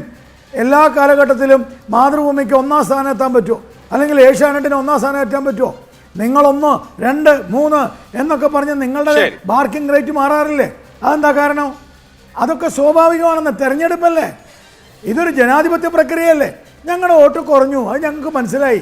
ഞങ്ങളത് പരിശോധിക്കും. 1.5 വർഷമല്ലേ ഉള്ളൂ, ഞങ്ങൾ തിരിച്ചു വരും. 2 തിരിച്ചു വരും. ഇപ്പോൾ ശ്രീ സന്ദീപ് വാര്യർ കൂടി ഉണ്ട്. ശ്രീ സന്ദീപ് വാര്യർ, താങ്കള് വളരെ കാലം BJP-യിൽ ഉണ്ടായിരുന്ന ആളാണല്ലോ. പാലക്കാട് നഗരമേഖലയിലെ പല ബൂത്തുകളിലും BJP ലീഡ് ചെയ്യുമെന്ന് പ്രതീക്ഷയെടുത്ത് BJP ലീഡ് ചെയ്തില്ല. അപ്പോൾ പിരായിരി തുടങ്ങിയ മേഖലകളിൽ അല്ലെങ്കിൽ മാത്തൂരിലും കണ്ണാടിയിലും ഒക്കെ ഉണ്ടായിട്ടുള്ള തിരിച്ചടി എക്സ്പെക്റ്റഡ് ആണെങ്കിൽ നഗരത്തിലെ പല ബൂത്തുകളിലും ഉണ്ടായിട്ടുള്ള തിരിച്ചടി അൺഎക്സ്പെക്റ്റഡ് ആണ്, ആരും പ്രതീക്ഷിക്കാത്തതാണ്. എന്തിന് എനിക്ക് തോന്നുന്നില്ല കോൺഗ്രസ് തന്നെയും അത്ര വലിയ ഒരു മാറ്റം ചേഞ്ച് എക്സ്പെക്ട് ചെയ്തിട്ടുണ്ട് എന്ന്. ചില ആളുകൾ വാരിയർ ഇഫക്റ്റ് എന്നൊക്കെ പറയുന്നുണ്ട്. അങ്ങനെ ഉണ്ടോ? എന്താണ് സംഭവിച്ചിട്ടുണ്ടാവുക BJP-ക്ക്? എന്ത് തോന്നുന്നു താങ്കൾക്ക്? അഭിലാഷേ, ഈ തെരഞ്ഞെടുപ്പ് വാസ്തവത്തിൽ നമുക്കറിയാലോ, ഇതിൻ്റെ ഒരുപാട് പശ്ചാത്തലങ്ങൾ ചർച്ച ചെയ്യേണ്ടതുണ്ട്. ഇതിൻ്റെ ഒരുപാട് ഘടകങ്ങൾ ചർച്ച ചെയ്യേണ്ടതുണ്ട്. നമുക്ക് ഏതെങ്കിലും ഒരു ഭാഗം മാത്രമായിട്ട് എടുക്കാൻ പറ്റില്ല. പക്ഷേ BJP-യുടെ വോട്ട് കുറഞ്ഞ എന്തുകൊണ്ട് എന്നുള്ളത് സാമാന്യേന യുക്തിയുള്ള എല്ലാവർക്കും മനസ്സിലാകും. ഇതിൻ്റെ സ്ഥാനാർത്ഥി നിർണയം തന്നെ പാളി എന്നുള്ളത് BJP-യുടെ ദേശീയ കൗൺസിൽ അംഗം ശ്രീ ശിവരാജൻ കുറച്ച് നിമിഷങ്ങൾക്ക് മുമ്പ് നിങ്ങളുടെ ചാനൽ കൂടി തന്നെ പറഞ്ഞിട്ടുള്ള കാര്യമാണ്. ഇത് ഞാൻ പറയേണ്ടതല്ല. BJP-യുടെ പാലക്കാട്ടെ സംസ്ഥാനത്തിൻ്റെ ഏറ്റവും പ്രധാനപ്പെട്ട നേതാവ് പരസ്യമായി മാതൃഭൂമി ചാനൽ പറഞ്ഞത് സ്ഥാനാർത്ഥി നിർണയം തെറ്റി എന്നുള്ളതാണ്. ഇത് ഞാനും പറഞ്ഞിരുന്നല്ലോ. ഞാനും ഇതേ കാര്യം പറഞ്ഞതാണല്ലോ മാധ്യമങ്ങളുടെ മുന്നിൽ പറഞ്ഞു, നേരത്തെ പറഞ്ഞു എന്നേ ഉള്ളൂ. ശിവരാജേട്ടൻ ഇലക്ഷൻ കഴിഞ്ഞിട്ട് പറഞ്ഞത് ഞാൻ അതിനു മുൻപ് പറഞ്ഞു എന്ന് മാത്രമേ വ്യത്യാസമുള്ളൂ. ഈ സ്ഥാനാർത്ഥി നിർണയം വാസ്തവത്തിൽ BJP-ക്ക് മേൽ BJP-യുടെ കേന്ദ്ര നേതൃത്വവും സംസ്ഥാന നേതൃത്വവും ചേർന്ന് അടിച്ചേൽപ്പിക്കപ്പെട്ട ഒന്നായിരുന്നു എന്നുള്ളതും വസ്തുതയാണ്. ഞാൻ എന്തായാലും ഇപ്പോൾ BJP-കാരനല്ല, പക്ഷേ എനിക്ക് അന്നത്തെ സമയത്തെ കാര്യം അറിയുന്നതുകൊണ്ട് പറയുകയാണ്. ഇവിടെ പാൽ സൊസൈറ്റി മുതൽ പാർലമെൻറ്റ് വരെ ഏത് തെരഞ്ഞെടുപ്പ് കിടന്നാലും കൃഷ്ണകുമാർ, ഇനി അതല്ലെങ്കിൽ കൃഷ്ണകുമാർ അവൈലബിൾ അല്ലെങ്കിൽ ഭാര്യ. ഇതാണ് പാലക്കാട്ടെ സ്ഥിതി എന്ന് പറയുന്നത്. അപ്പോൾ പാലക്കാട്ട് ഈ BJP എന്ന് പറയുന്നത് ഒരു കോക്കസിൻ്റെ കയ്യിലാണ്. ഒപ്പം സംസ്ഥാനത്തെ BJP സുരേന്ദ്രനും V മുരളീധരനും കൃഷ്ണകുമാറും അടങ്ങുന്ന ഒരു കോക്കസിൻ്റെ കയ്യിലാണുള്ളത്. ആ കോക്കസ് കാര്യങ്ങൾ നിശ്ചയിക്കുന്നു. അവർക്ക് താല്പര്യമുള്ള ആളുകൾ സ്ഥാനാർത്ഥികളാവുന്നു, അവർക്ക് താല്പര്യമുള്ളതുപോലെ കാര്യങ്ങൾ നടക്കുന്നു. ഇത് പാലക്കാട്ടെ സാധാരണ പ്രവർത്തകർക്കും അറിയാം. അതുകൊണ്ട് തന്നെയാണ് ഇത്തവണ തെരഞ്ഞെടുപ്പിൽ വളരെ നല്ല വൃത്തിയായിട്ട് ഇവിടുന്ന് തോൽപ്പിച്ച് വിട്ടിട്ടുള്ളത്. ഈ അഹങ്കാരവും ധാർഷ്ട്യവും ധിക്കാരവും എന്ത് പറയുമ്പോഴും വെല്ലുവിളിച്ചുകൊണ്ട് സംസാരിക്കുന്ന ധിക്കാരം, ധാർഷ്ട്യം, മനുഷ്യരെ അങ്ങേയറ്റത്തെ അവജ്ഞയോടുകൂടി കാണുന്ന, വെറുപ്പോടുകൂടി കാണുന്ന പെരുമാറ്റം, ഇതൊക്കെ കാണുമ്പോൾ എങ്ങനെയാണ് ജനങ്ങൾ വോട്ട് ചെയ്യുക? സ്വാഭാവികം മാത്രമല്ലേ? നോക്കൂ, ഈ മനുഷ്യൻ്റെ ബേസിക് നേച്ചർ പോലും ഒരു ബോഡി ലാംഗ്വേജ് മുഴുവൻ പുച്ഛമാണ്. എതിരാളികളോട്, മറ്റുള്ളവരോട്, സഹപ്രവർത്തകരോട് പോലും പുച്ഛമാണ്. അത് സംസ്ഥാന പ്രസിഡന്റ് മുതൽ ഇങ്ങോട്ട് ബാക്കിയുള്ള നേതാക്കന്മാർക്ക് മുഴുവൻ ഒരേ തരത്തിലുള്ള മുഖഭാവമാണുള്ളത്. പുച്ഛത്തിൻ്റെതായിട്ടുള്ള ഭാവം, എല്ലാവരെയും പുച്ഛിക്കുക. അയാൾ ഒന്നുമല്ലാത്തവനാണ്, അതല്ലെങ്കിൽ ചീള് കേസാണ്, ഏതുവരെ പോകുമെന്ന് ആരോപണങ്ങളാണ് VD സതീശനെതിരെയും ഷാഫി പറമ്പിലിനെതിരെയും ഉന്നയിക്കുന്നത്. അവിടെ വിജയം കൂട്ടു നിൽക്കുന്നത് കൊണ്ട്, അവിടെ ഇപ്പോൾ വിജയമുള്ളത് കൊണ്ട് ഈ പറയുന്ന അസ്വാരസ്യങ്ങളോ ഈ പറയുന്ന ശാപവചനങ്ങളോ ഒന്നും ഉണ്ടാകുന്നില്ല. ഇപ്പുറത്ത് പരാജയം ഉണ്ടായി എന്നുള്ളത് കൊണ്ട് ഈ ആരോപണങ്ങൾക്ക് നിലവിൽ പറയാനുള്ളൊരു ഓപ്ഷൻ കിട്ടുന്നു എന്നുള്ളതാണോ? മാധവ്, നിങ്ങൾ ചോദിക്കുമ്പോൾ എനിക്ക് പറയാനുള്ളത് പറയണമല്ലോ. എനിക്ക് മറ്റൊരാൾ അദ്ദേഹത്തിൻ്റെ പാർട്ടിയെക്കുറിച്ച് എന്ത് പറയുന്നു, അല്ലെങ്കിൽ അദ്ദേഹം മുൻപുണ്ടായിരുന്ന പാർട്ടിയെക്കുറിച്ച് എന്ത് പറയുന്നു എൻ്റെ വിഷയമല്ല. നിലവിലെ ഇന്നത്തെ രാഷ്ട്രീയ സാഹചര്യത്തിൽ നിങ്ങളൊരു ചോദ്യം ചോദിച്ചു. ഞാൻ നേരത്തെ പ്രവർത്തിച്ചിരുന്ന രാഷ്ട്രീയ പ്രസ്ഥാനത്തിലെ നേതാക്കന്മാരുടെ സ്ഥായിയായിട്ടുള്ള പുച്ഛഭാവം, അല്ലെങ്കിൽ ധാർഷ്ട്യത്തിൻ്റെ, ധിക്കാരത്തിൻ്റെ ഭാവം, ജനങ്ങളോടുള്ള ധിക്കാരത്തിൻ്റെ ഭാവം, ഇത് ഞാൻ സൂചിപ്പിച്ചു എന്നേ ഉള്ളൂ. ഇങ്ങനെ ജനങ്ങളോടും മറ്റുള്ളവരോടും സഹപ്രവർത്തകരോടും പുച്ഛത്തോടെയും ബഹുമാനമില്ലാതെയും അങ്ങേയറ്റത്തെ ആക്ഷേപത്തോടെയും പെരുമാറുന്ന ചില ആളുകൾ, അത്തരം ആളുകൾക്ക് ഏറ്റ വലിയ തിരിച്ചടിയാണ്, അതിലൊരു സംശയവുമില്ല. ആ തിരിച്ചടിയെ ജനാധിപത്യത്തിൽ എന്താ ചെയ്യേണ്ടത്? വിനയത്തോടുകൂടി സ്വീകരിക്കേണ്ടതിന് പകരം ഞങ്ങൾ ഇനി എപ്പോഴെങ്കിലും ജയിച്ചു കൊള്ളാം, നിങ്ങൾക്ക് എന്താ എന്നൊക്കെ ചോദിക്കുന്നത് അതൊരു ജനാധിപത്യ സംസ്കാരത്തിന് യോജിച്ചതല്ല എന്ന് മാത്രമേ എനിക്ക് പറയാനുള്ളൂ. എന്തായാലും കേരളത്തിലെ BJP-ക്ക് ആ ജനാധിപത്യ സംസ്കാരം ഇല്ല എന്നുള്ളത് എനിക്ക് നേരത്തെ അറിയുന്ന കാര്യമാണ്. ആ ജനാധിപത്യ ബോധമില്ല, ഒന്ന്. രണ്ടാമത്തെ കാര്യം, സാധാരണഗതിയിൽ ഒരു ജനാധിപത്യ രാഷ്ട്രീയ പാർട്ടിയിൽ പരാജയങ്ങൾ സംഭവിച്ചാലും വിജയം സംഭവിച്ചാലും അവിടെ വിലയിരുത്തലുകൾ ഉണ്ടാവും. ഇവിടെ എന്ത് വിലയിരുത്തലാണ് നടക്കുന്നത്? ഒരു സംസ്ഥാന കമ്മിറ്റിയോ സംസ്ഥാന ഭാരവാഹിയോ വിളിച്ചാൽ 9 മണിക്ക് കൂടേണ്ട യോഗം 11 മണിക്ക് തുടങ്ങും. ചായ കുടിക്കും, ബ്രേക്ക്ഫാസ്റ്റ് കഴിക്കും, 2 മണിക്കൂർ നേതാക്കന്മാരുടെ ഗിരിപ്രഭാഷണം ഉണ്ടാവും. ഉച്ചയ്ക്ക് 1 മണിക്ക് എല്ലാവരും ഭക്ഷണം കഴിക്കും. തിരിച്ചു വന്ന് എവിടുന്നോ കോപ്പി പേസ്റ്റ് ചെയ്തുകൊണ്ടുവന്ന് 2 പ്രമേയം വായിക്കും. വൈകുന്നേരം വീണ്ടും ചായ കുടിക്കും, പിരിയും. അതിലപ്പുറം എന്ത് ചർച്ചയാ പാർട്ടിക്കകത്തുള്ളത്? അപ്പോൾ അതിൽ ഒരു ജനാധിപത്യ ചർച്ചയും ആ പാർട്ടിക്കകത്തില്ല. എല്ലാം ഏകപക്ഷീയമായ ഏകശിലാ കേന്ദ്രീകൃതമായ ഉത്തരവുകൾ നടപ്പാക്കുകയും അത് അടിമകളെ പോലെ അത് ഉത്തരവ് അനുസരിക്കുകയും ചെയ്യുന്ന കുറേ ആളുകൾ മാത്രമാണ് ഇപ്പോൾ ആ പാർട്ടിയുടെ നേതൃത്വം. അതുകൊണ്ടാണല്ലോ എല്ലാവരും ചേർന്നിട്ട് എന്നെ ഇങ്ങനെ ആക്ഷേപിച്ചുകൊണ്ടിരുന്നത്. ഞാൻ ഒരു കാര്യം കൃത്യമായിട്ട് പറയാം. പാലക്കാടിൻ്റെ പൾസ്, പാലക്കാട്ടിലെ ജനങ്ങൾ തീർച്ചയായിട്ടും ഞാൻ ആ വിനയത്തോടു കൂടി സ്നേഹത്തോടു കൂടി പാലക്കാട്ടെ ജനങ്ങളുടെ ജനവിധി അംഗീകരിക്കുകയാണ്. കാരണം ഞാൻ ഉന്നയിച്ച വിഷയങ്ങൾ ശരിയായിരുന്നു എന്ന് ഇന്ന് ജനങ്ങൾ തെളിയിച്ചിരിക്കുകയാണ്. ഞാൻ ഉന്നയിച്ചിട്ടുള്ള പ്രയാസങ്ങൾ, പ്രശ്നങ്ങൾ ശരിയായിരുന്നു, സത്യമായിരുന്നു എന്ന് ജനങ്ങളുടെ ജനവിധിയാണ് വന്നിരിക്കുന്നത്. ആ ജനവിധിയെ അംഗീകരിക്കാനുള്ള മാന്യതയും മര്യാദയും കേരളത്തിലെ BJP തിരഞ്ഞെടുപ്പ് കഴിഞ്ഞാൽ സന്ദീപ് വാര്യരെ ആവശ്യമുണ്ടാകില്ല എന്ന തരത്തിലുള്ള വിമർശനങ്ങളൊക്കെ ഉണ്ടായിരുന്നു. ഇന്നിപ്പോ അങ്ങ് വിജയത്ത് ഈ പറയുന്ന വലിയ ലീഡ് എടുത്ത് കോൺഗ്രസ് സ്ഥാനാർത്ഥി മുന്നോട്ട് പോകുമ്പോൾ കോൺഗ്രസുകാർക്കിടയിൽ നിൽക്കുമ്പോഴൊക്കെ അങ്ങ് സംസാരിക്കുമ്പോഴൊക്കെ വലിയ ആരോപമുണ്ടായിരുന്നു. കോൺഗ്രസ് അങ്ങേ ഹൃദയംഗമമായി സ്വീകരിച്ചിരിക്കുന്നു എന്നുള്ളൊരു വിചാരം, വിശ്വാസം അങ്ങേക്ക് ഉണ്ടാകുന്നുണ്ടോ ഈ തെരഞ്ഞെടുപ്പ് ഫലത്തിന് ശേഷം? കോൺഗ്രസ് മാത്രമല്ല, മുഴുവൻ യു ഡി എഫ് സംവിധാനവും എന്നെ നെഞ്ചോട് ചേർത്തിട്ടാണ് സ്വീകരിച്ചിട്ടുള്ളത്. എനിക്ക് അഭിമാനവും സന്തോഷവും ആശ്വാസവും ഉണ്ട്. ഇന്ന് കോൺഗ്രസിൻ്റെയും യു ഡി എഫിൻ്റെയും മുഴുവൻ നേതാക്കൾ എല്ലാവരും വളരെ സ്നേഹത്തോടു കൂടി, കരുതലോടു കൂടി എന്നെ ചേർത്ത് പിടിച്ചുകൊണ്ട് തന്നെയാണ് ഈ നിമിഷവും നിൽക്കുന്നത്. എനിക്ക് അതിന് വലിയ നന്ദി അവരോടുണ്ട്. ഇതാണ് ജനാധിപത്യത്തിൻ്റെ മാതൃക. അവിടെ വലിപ്പച്ചെറുപ്പം നോക്കലല്ലോ വേണ്ടത്, അവിടെ ഈ പരമത വിദ്വേഷം പ്രചരിപ്പിക്കലല്ലോ വേണ്ടത്. ഈ പരമത വിദ്വേഷം പ്രചരിപ്പിക്കലും നമസ്തേ പറയൂ സംഘമിത്രങ്ങളെ തുടങ്ങിയിട്ടുള്ള ഫേസ്ബുക്ക് പോസ്റ്റും അല്ലാതെ വേറെ എന്താണ് ജനങ്ങൾക്ക് ഉപകാരമുള്ള രാഷ്ട്രീയ പ്രവർത്തനം എന്താണ് നടക്കുന്നത്? അതുകൊണ്ട് തന്നെയാണ് ജനങ്ങൾ തോൽപ്പിച്ചു വിടുന്നത്. ഈ ഞാൻ നേരത്തെ പറഞ്ഞതുപോലെ ഒരാളുടെ കയ്യിലേക്ക് ഈ പാർട്ടിയെ മുഴുവൻ തള്ളിക്കൊടുത്ത് അത് മുഴുവൻ അടിമകളെ പോലെ കേട്ടുകൊണ്ട് നിൽക്കാൻ ആത്മാഭിമാനമുള്ള ഒരാൾക്കും സാധിക്കില്ല. ആത്മാഭിമാനമുള്ളവർ പ്രതികരിക്കും, അതില്ലാത്തവർ അതിനോടൊപ്പം ചേർന്ന് പോയിക്കോട്ടെ, എനിക്ക് പ്രയാസമൊന്നുമില്ല. പക്ഷേ ഞാൻ പറഞ്ഞ കാര്യത്തെ പാലക്കാട്ടെ ജനങ്ങൾ, പ്രത്യേകിച്ച് ഇവർ പറയുന്ന ഈ ശക്തി കേന്ദ്രങ്ങളിൽ നിന്നടക്കം വോട്ട് ചോർന്നു എന്നുള്ളതും BJPക്ക് മുൻതൂക്കം കിട്ടിയിട്ടില്ല എന്നുള്ളതും ഞാൻ പറഞ്ഞ കാര്യങ്ങളെ BJP എന്നുള്ളതാണ് ഇപ്പോഴത്തെ കോൺഗ്രസ് നേതാവും മുൻ BJP നേതാവുമായ സന്ദീപ് വാര്യർ പറഞ്ഞത്. ശ്രീ ബി ഗോപാലകൃഷ്ണൻ, അങ്ങയുടെ മുൻ സഹപ്രവർത്തകൻ വളരെ കൃത്യമായി പറയുന്ന ചില കാര്യങ്ങൾക്ക് മറുപടി പറയാൻ അങ്ങ് ഉദ്ദേശിക്കുന്നുണ്ടോ?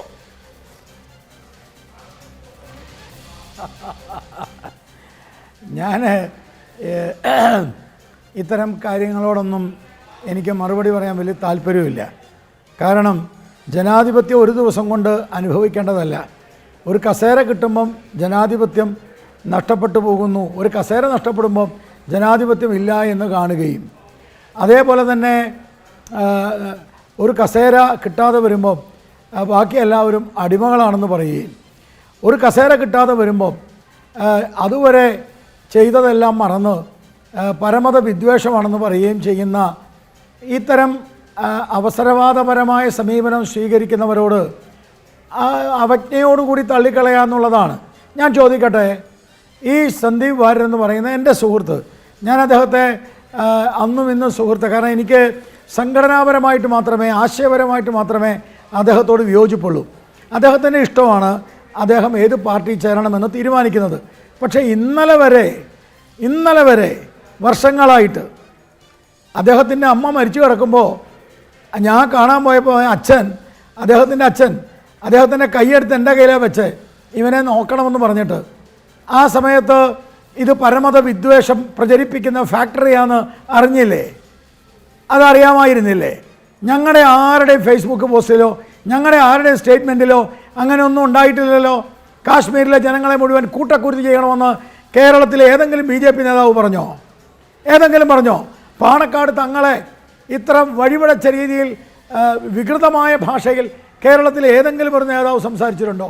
എന്തിന് മലപ്പുറം ജില്ലയെക്കുറിച്ച് പോലും നികൃഷ്ടമായ ഭാഷയിൽ സംസാരിച്ച, ഞങ്ങൾ ചിന്തിക്കാത്ത തരത്തിൽ വർഗീയതയും വിധ്വംസക സമീപനവും സ്വീകരിച്ച ഒരു മനുഷ്യൻ ഒരു കസേര കിട്ടാതാവുമ്പോൾ അത് ഫാക്ടറിയാണ്, അത് പരമത വിദ്വേഷമാണെന്നൊക്കെ പറഞ്ഞു വരുന്നതോ ജനങ്ങൾ ചിന്തിച്ചോട്ടെ. ജനങ്ങളാണ് അതിനൊക്കെ മറുപടി പറയേണ്ടത്.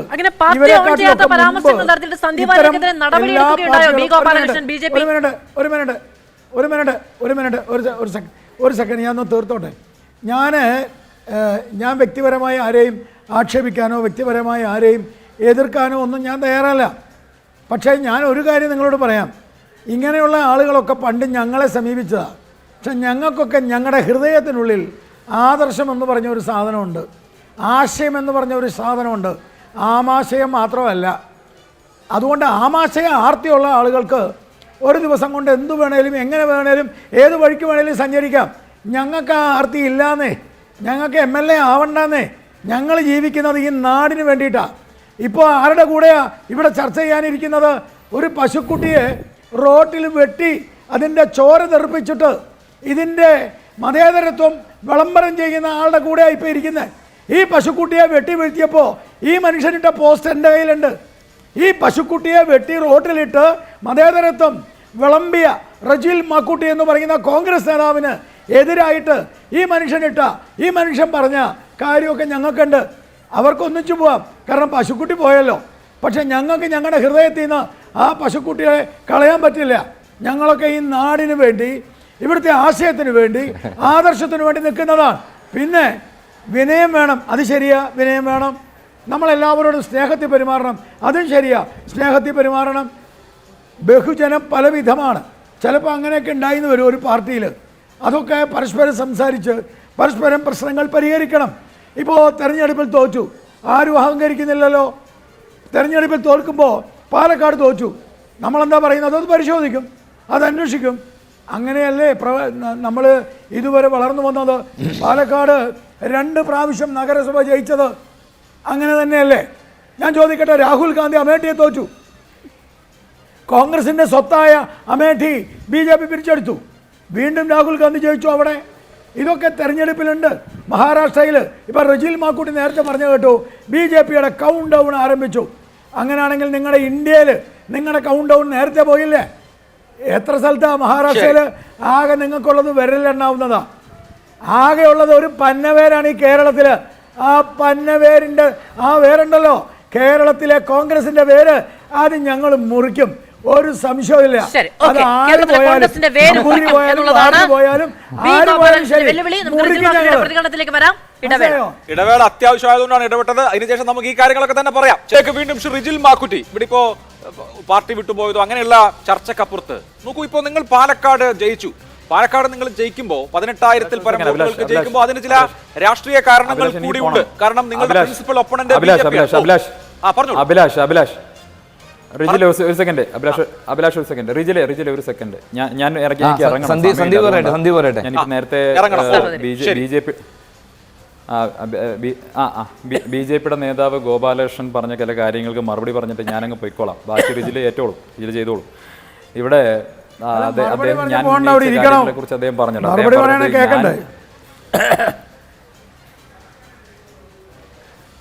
കേട്ടല്ലോ അദ്ദേഹത്തിന്റെ BJP നേതാക്കന്മാരുടെ മുഖമുദ്ര. സ്നേഹത്തിന്റെ ഭാഷയല്ല പറഞ്ഞ. ഞാൻ 10 മിനിറ്റ് ഇവിടെ കോൺഗ്രസിന്റെ പ്രതിനിധിയുണ്ട്. ഞാൻ സ്നേഹത്തിന്റെ കടയിലല്ല. ഇല്ലല്ല, അദ്ദേഹത്തോടും മിണ്ടാതിരിക്കാൻ പറയും. ഞാൻ മാതൃഭൂമിക്ക് 10 മിനിറ്റ് സമയം എന്ന് പറഞ്ഞ് വന്നാണ്. എനിക്ക് മറ്റ് ചില പരിപാടികളുണ്ട്. ഇവിടെ കോൺഗ്രസിന്റെ പ്രതിനിധിയുണ്ട്. താങ്കൾക്ക് മറുപടി നൽകാൻ റിജിൽ ധാരാളമാണ്. അദ്ദേഹം ഇരുന്ന് മറുപടി പറയും. ഞാനൊന്ന് പൂർത്തിയായിക്കോട്ടെ. ഇപ്പോൾ അങ്ങ് പറഞ്ഞ ചില കാര്യങ്ങൾക്ക് മാത്രം പറഞ്ഞിട്ട് പോകാൻ വേണ്ടിയിട്ടാണ്. അദ്ദേഹം പറഞ്ഞ കാര്യം, ഞാൻ എന്തോ വർഗീയത വലിയ തോതിൽ പറയുന്നയാളാണ്, ഞാൻ വർഗീയമായ രീതിയിൽ ജനങ്ങൾക്കിടയിൽ ഭിന്നിപ്പുണ്ടാക്കാൻ ശ്രമിച്ചയാളാണ്, ഞാൻ വളരെ മോശക്കാരനാണ്, അങ്ങനെയൊക്കെയാണല്ലോ ഇപ്പോൾ അദ്ദേഹം പറഞ്ഞത്. ഞാൻ അദ്ദേഹത്തെ ഓർമ്മിപ്പിക്കാൻ ആഗ്രഹിക്കുന്നത്, കഴിഞ്ഞ നിയമസഭാ തെരഞ്ഞെടുപ്പിൻ്റെ കാലത്ത് ഒല്ലൂരിലെ ഒരു ക്രിസ്ത്യൻ പള്ളിക്കകത്ത് കയറി ചെന്നിട്ട് തൃശ്ശൂരിൽ മുസ്ലിങ്ങളുടെ സ്ഥാപനങ്ങൾ, വ്യാപാര സ്ഥാപനങ്ങൾ കൂടുകയാണ്, നിങ്ങൾ ജാഗ്രത പാലിക്കണം, അതുകൊണ്ട് എനിക്ക് വോട്ട് ചെയ്യണം എന്ന് പറഞ്ഞ വ്യക്തിയാണ്. അത് മാത്രമല്ല, നിങ്ങൾ പറയൂ. ഞാൻ മാറില്ല, ഞാൻ ഇന്നും ഉറച്ചു നിൽക്കുകയാണ്, ഇന്നും ഉറച്ചു നിൽക്കുന്ന ആളാണ്. അത് വർഗീയതയല്ല, ഫാക്റ്റാണ്. ഞാൻ മാറ്റി പറയില്ല, ഇന്നലെ പറഞ്ഞത് പറഞ്ഞില്ല എന്ന് നിങ്ങളെ പോലെ പറയില്ല. ഞാൻ ഉറച്ചു നിൽക്കുന്ന ആളാണ്, ഉറച്ചു നിൽക്കുന്ന ആളാണ്. കാര്യം ഞാൻ പറഞ്ഞില്ല എന്ന് പറയില്ല. അത് നിങ്ങളുടെ എന്റെ സ്വഭാവം അതല്ല. മനസ്സിലായി. ടെൻഷൻ ആവണ്ട. BP കൂട്ടണ്ട, അങ്ങ് BP കൂട്ടണ്ട. ഞാൻ പറഞ്ഞോട്ടെ, അങ്ങ് BP കൂട്ടണ്ട.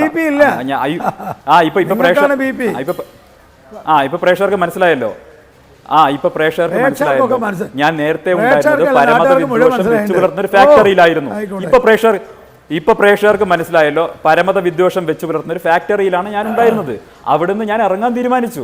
അതുകൊണ്ട് തന്നെ എന്റെ ഭൂതകാലത്ത് റദ്ദ് ചെയ്തുകൊണ്ട് തള്ളിപ്പറഞ്ഞത് പ്രേക്ഷകർക്ക് മനസ്സിലായിട്ടുണ്ടല്ലോ. അല്ല, ഒരു മിനിറ്റ്, ഒരു കാര്യം ചോദിക്കട്ടെ, ഞാൻ പറഞ്ഞോട്ടെ, ഞാൻ പൂർത്തിയാക്കട്ടെ.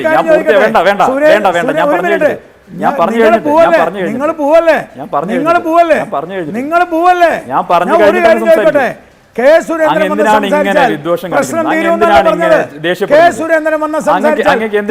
പറഞ്ഞത് നിങ്ങള് ദേഷ്യമില്ല. എന്ത് ദേഷ്യം? ഒരു ദേഷ്യമില്ല, ഒരു ദേഷ്യമില്ല. അങ്ങനെ സ്വഭാവം പ്രേക്ഷകർക്ക് മനസ്സിലാവുന്നുണ്ടല്ലോ.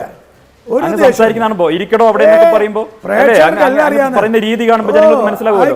അങ്ങയുടെ ധാർഷ്ട്യം, അങ്ങയുടെ ധിക്കാരം, അങ്ങയുടെ മുഖഭാവം, അങ്ങയുടെ പുച്ഛം, മറ്റുള്ളവരോടുള്ള പുച്ഛം, ഇതൊക്കെ മുഖത്ത് കാണുന്നുണ്ട്. അങ്ങയുടെ മുഖത്ത് കാണുന്നുണ്ട്. അങ്ങക്ക് എല്ലാവരോടും പുച്ഛമുണ്ടല്ലോ. സർവജ്ഞപീഠം കയറിയ അഹങ്കാരമുണ്ടല്ലോ. അങ്ങയുടെ മുഖത്ത് കാണുന്നുണ്ട്. അങ്ങക്ക് ഇപ്പൊ ദേഷ്യം കൂടുന്നുണ്ട്. അങ്ങക്ക് ദേഷ്യം കൂടുന്നുണ്ട്. അങ്ങക്ക് ദേഷ്യം വരുന്നുണ്ട്. എനിക്ക് മനസ്സിലാവുന്നുണ്ട്. നിങ്ങൾക്ക് ദേഷ്യം വരുന്നുണ്ട്. നിങ്ങൾക്ക് BP വരുന്നുണ്ട്. നിങ്ങളുടെ പ്രഷർ കൂടുന്നുണ്ട്. നിങ്ങൾക്ക് ദേഷ്യം വരുന്നുണ്ട്.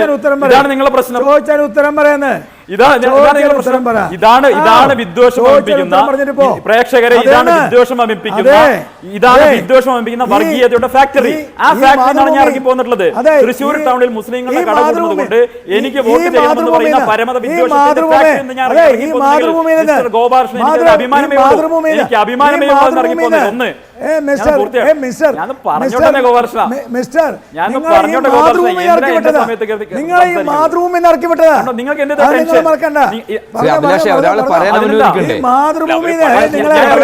ഞാൻ ഇറങ്ങിപ്പോയതാ, രണ്ടുപേരും ഇറങ്ങിപ്പോയതാ. നിങ്ങൾ പോവല്ലേ? നിങ്ങളെ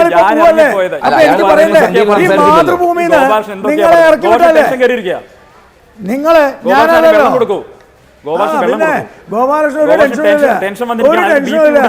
വെള്ളം കൊടുക്കണം. ആൾക്ക് ഹാർട്ട് അറ്റാക്ക് പോലും വരും, പേടിക്കും.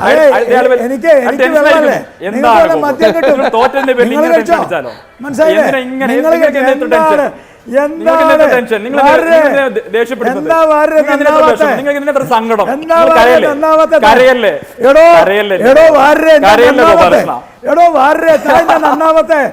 എടോ വാരേ, താനെന്താ നന്നാവാത്തെ?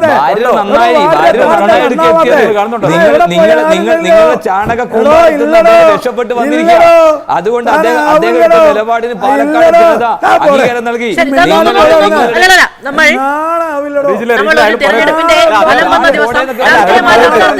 പറയാൻ തുടങ്ങിയത് കംപ്ലീറ്റ് പോലത്തെ ഒട്ടക ഗോപാലകൃഷ്ണനാണോ? നെയിം കോളിംഗ് ഒന്നും വേണ്ട. ഇത് നമ്മൾ പറയാനുള്ള കാര്യങ്ങളൊക്കെ അങ്ങ് പറഞ്ഞു പോകും. അദ്ദേഹം പറയാൻ വന്ന കാര്യം പറഞ്ഞു തീർക്കട്ടെ. സന്ദീപിന് പോകാൻ വേണമല്ലോ. അല്ല, ഞാൻ മാധുവിനോട് 10 മിനിറ്റ് വന്ന് പറഞ്ഞു വന്നാണ്. ഞാനൊരു കാര്യം പറയാം. എന്റെ സമയം നിശ്ചയിക്കണം. ഞങ്ങളുടെ പഴയ ആളോടാ സംസാരിച്ചത്. ഞാൻ പൂർത്തിയായി. അതാ കണ്ടോ, അദ്ദേഹം പറയട്ടെ. ശോഭാലകൃഷ്ണൻ അദ്ദേഹം പോയാലും താങ്കൾക്ക് പറയാലോ. അതിന് തിരിച്ചു പറഞ്ഞത്. ശരി, ശ്രീ സന്ദീപ് വാര്യർ പറയാം. അപ്പൊ ഞാൻ ഇത്രേ പറയുന്നുള്ളൂ. അതായത് അദ്ദേഹം ഓൺ സ്ക്രീൻ അഡ്മിറ്റ് ചെയ്തിരിക്കുകയാണ്, തൃശ്ശൂർ ടൗണിൽ ക്രിസ്ത്യാനികളെക്കാൾ കൂടുതൽ മുസ്ലിങ്ങളുടെ കടകൾ വരുന്നു, അതുകൊണ്ട് അത് തടയേണ്ടതാണ്, അതിനെനിക്ക് വോട്ട് ചെയ്യണമെന്ന് അദ്ദേഹം അന്ന് പറഞ്ഞ കാര്യത്തെ അദ്ദേഹം ഓൺ ചെയ്യും. അത് തെരഞ്ഞെടുപ്പിൻ്റെ ഘട്ടത്തിൽ ഒരു സ്ഥാനാർത്ഥി പറയാൻ പാടില്ലാത്തത്ര വർഗീയതയാണ് അദ്ദേഹം പറഞ്ഞത്. അതിനെ ഓൺ ചെയ്യുന്നത് കൊണ്ട് തന്നെ ഞാൻ എന്തായാലും ആ വിദ്വേഷം വമിപ്പിക്കുന്ന ഫാക്ടറിയിൽ ഗോപാലകൃഷ്ണനോടൊപ്പം പ്രവർത്തിക്കാൻ തയ്യാറല്ല എന്നുള്ള എൻ്റെ സ്റ്റാൻഡ് ഇപ്പോൾ കേരളത്തിലെ ജനങ്ങൾക്ക് ബോധ്യപ്പെട്ടിട്ടുണ്ടാവും. ഞാൻ നേരത്തെ പറഞ്ഞില്ല, എൻ്റെ ഭൂതകാലത്ത് നിങ്ങളുടെ പാർട്ടിയുടെ ഭാഗമായി നിൽക്കുന്ന സമയത്ത് പറഞ്ഞിട്ടുള്ള കാര്യങ്ങളെ പൂർണ്ണമായും തള്ളിക്കളയുകയും ആ പ്രത്യയശാസ്ത്രത്തെ ഉപേക്ഷിക്കുകയും ചെയ്തതിനു ശേഷം ഇന്ന് കോൺഗ്രസ് പാർട്ടിയിലാണുള്ളത്. ആ കോൺഗ്രസ് പാർട്ടിയിൽ മതനിരപേക്ഷയുടെ ഭാഗത്താണുള്ളത്. അതിലെനിക്ക് അഭിമാനമേ ഉള്ളൂ. ഒന്ന്. രണ്ട്, അദ്ദേഹം എന്നെ നല്ല സുഹൃത്താണെന്നൊക്കെ പറഞ്ഞു. അദ്ദേഹം 2-3 ദിവസം മുമ്പ് അദ്ദേഹം എന്നെക്കുറിച്ച് എഴുതിയ ഫേസ്ബുക്ക് പോസ്റ്റൊക്കെ ഒന്ന് വായിച്ചു നോക്കിയാൽ മതി. അദ്ദേഹത്തിൻ്റെ സൗഹൃദ ഭാഷയും അദ്ദേഹത്തിൻ്റെ മിതത്വം ഒക്കെ നമുക്കത് വായിക്കാൻ പറ്റും. അദ്ദേഹത്തിൻ്റെ സാംസ്കാരിക സമ്പന്നതയും ഒക്കെ അതിലെ പദപ്രയോഗങ്ങൾ കാണാൻ സാധിക്കും. അപ്പോൾ രാഷ്ട്രീയമായിട്ട് എതിർക്കുന്നതിന് പകരം വ്യക്തിപരമായിട്ട് എതിർക്കുകയും വ്യക്തിപരമായിട്ട് അധിക്ഷേപിക്കുകയും അങ്ങേയറ്റത്തെ മ്ലേച്ഛമായിട്ടുള്ള വാക്കുകൾ ഉപയോഗിക്കുകയും ചെയ്തിട്ടുള്ള മിസ്റ്റർ ഗോപാലകൃഷ്ണൻ വാസ്തവത്തിൽ ജനങ്ങളെ വിഡ്ഢികളാക്കുന്നതാണ്. ഒന്ന്. ഞാൻ പൂർത്തിയാക്കട്ടെ. ഞാൻ ഒരു സെക്കൻഡ് ഞാൻ പൂർത്തിയാക്കട്ടെ. ഞാൻ ചില കാര്യങ്ങൾ പറയുന്നുള്ളൂ. അദ്ദേഹം പറഞ്ഞു ഒരു ചോദ്യമില്ല. ഒരു ചോദ്യമില്ല. ഞാൻ പൂർത്തിയാക്കട്ടെ. എൻ്റെ അച്ഛൻ അദ്ദേഹത്തിന്റെ കൈ പിടിച്ച് എന്തോ പറഞ്ഞു എന്നാണ് പറയുന്നത്. ശരി, കഴിഞ്ഞ ഇത്രയും മോശക്കാരനായ ഇത്രയും എന്താ പറയുക ചീത്ത സ്വഭാവങ്ങളുള്ള ഒരാളാണ് ഞാൻ എന്നാണ് അപ്പോൾ അദ്ദേഹം ഫേസ്ബുക്ക് പോസ്റ്റിലൊക്കെ പറയുന്നത്. അയാൾ മോശക്കാരനാണെന്നൊക്കെ അദ്ദേഹം പറയുന്നത്. അപ്പോൾ അങ്ങനെ ഒരാളെയാണോ അദ്ദേഹത്തിൻ്റെ മകളുടെ വിവാഹകാര്യം കഴിഞ്ഞ മാസം അദ്ദേഹം എന്നെ ഏൽപ്പിച്ചത്? അദ്ദേഹത്തിന്റെ മകളുടെ വിവാഹകാര്യം ചർച്ച ചെയ്ത് ആ പയ്യനുമായി നിരന്തരം സംസാരിക്കാനും മകളുമായി സംസാരിക്കാനും ഒക്കെ ഏർപ്പാടാക്കിയത് എന്നെയല്ലേ? ഞാനിത് പറയാൻ വെച്ചതല്ല. പക്ഷെ വ്യക്തിപരമായിട്ട് എന്റെ അച്ഛനെ കോട്ട് ചെയ്തുകൊണ്ട് പറയുകയാണ്, അങ്ങയുടെ മകളുടെ വിവാഹകാര്യം ഒരു മാസക്കാലം മുമ്പ് ഏൽപ്പിച്ചത് എന്നെയായിരുന്നു സംസാരിക്കാൻ വേണ്ടി. ഒന്നും മറക്കരുത്. ഇല്ലാത്ത സമയം ഉണ്ടാക്കി സംസാരിച്ച ആളാണ് ഞാൻ. അതിലേക്കൊന്നും കിടക്കാൻ ഞാൻ ആഗ്രഹിക്കുന്നില്ല. പക്ഷെ ദയവ് ചെയ്ത് ഉച്ചവും പരിഹാസവും ഒരു മിനിറ്റ് ദയവ് ചെയ്ത് ഉച്ചവും പരിഹാസവും അവസാനിപ്പിക്കുക, ധാർഷ്ട്യം അവസാനിപ്പിക്കുക, ധിക്കാരം അവസാനിപ്പിക്കുക. ഗോപാലകൃഷ്ണ, നിങ്ങൾ ധിക്കാരവും ധാർഷ്ട്യം അവസാനിപ്പിക്കുക. നിങ്ങൾ ധിക്കാരവും ധാർഷ്ട്യം അവസാനിപ്പിക്കുക. നിങ്ങൾക്കാണ് നാണക്കേട് വേണ്ടത്. ഈ ദിവസം നിങ്ങൾക്കാണ് നാണക്കേട് വേണ്ടത്. നാണുണ്ടോ? ഇത്ര ഞാൻ പോപ്പുലർ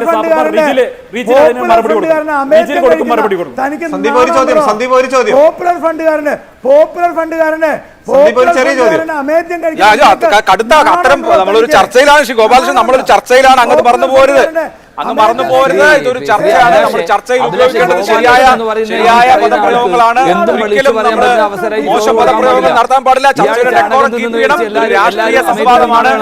വ്യക്തിപരമായി നിങ്ങൾ രണ്ടുപേരും പറഞ്ഞു തെറ്റായി പോയി എന്നാണ് എനിക്ക് തോന്നുന്നത്. അങ്ങനെ ചെയ്യാൻ പാടില്ല, അങ്ങനെ പറയാൻ പാടില്ല. എല്ലാവരും അത് ഭക്ഷിക്കുന്നവരാണോ? അല്ല, നിങ്ങൾ ഞാൻ പറയട്ടെ, എല്ലാവരും കേൾക്കും. നമ്മൾ വളരെ മാന്യമായ നിലയിൽ രാഷ്ട്രീയ സംവാദം, ഇന്ന് ഇലക്ഷൻ റിസൾട്ട് വന്ന ദിവസമല്ലേ, നമുക്ക് രാഷ്ട്രീയ സംവാദമാവാം, നമുക്ക് രാഷ്ട്രീയ സംവാദമാകാം. വ്യക്തിപരമായിട്ടുള്ള എല്ലാ കാര്യങ്ങളും വിടൂ. പക്ഷെ അരുൺ എന്തോ പറയാനുണ്ടായിരുന്നു, അത് പറഞ്ഞു. ഒരു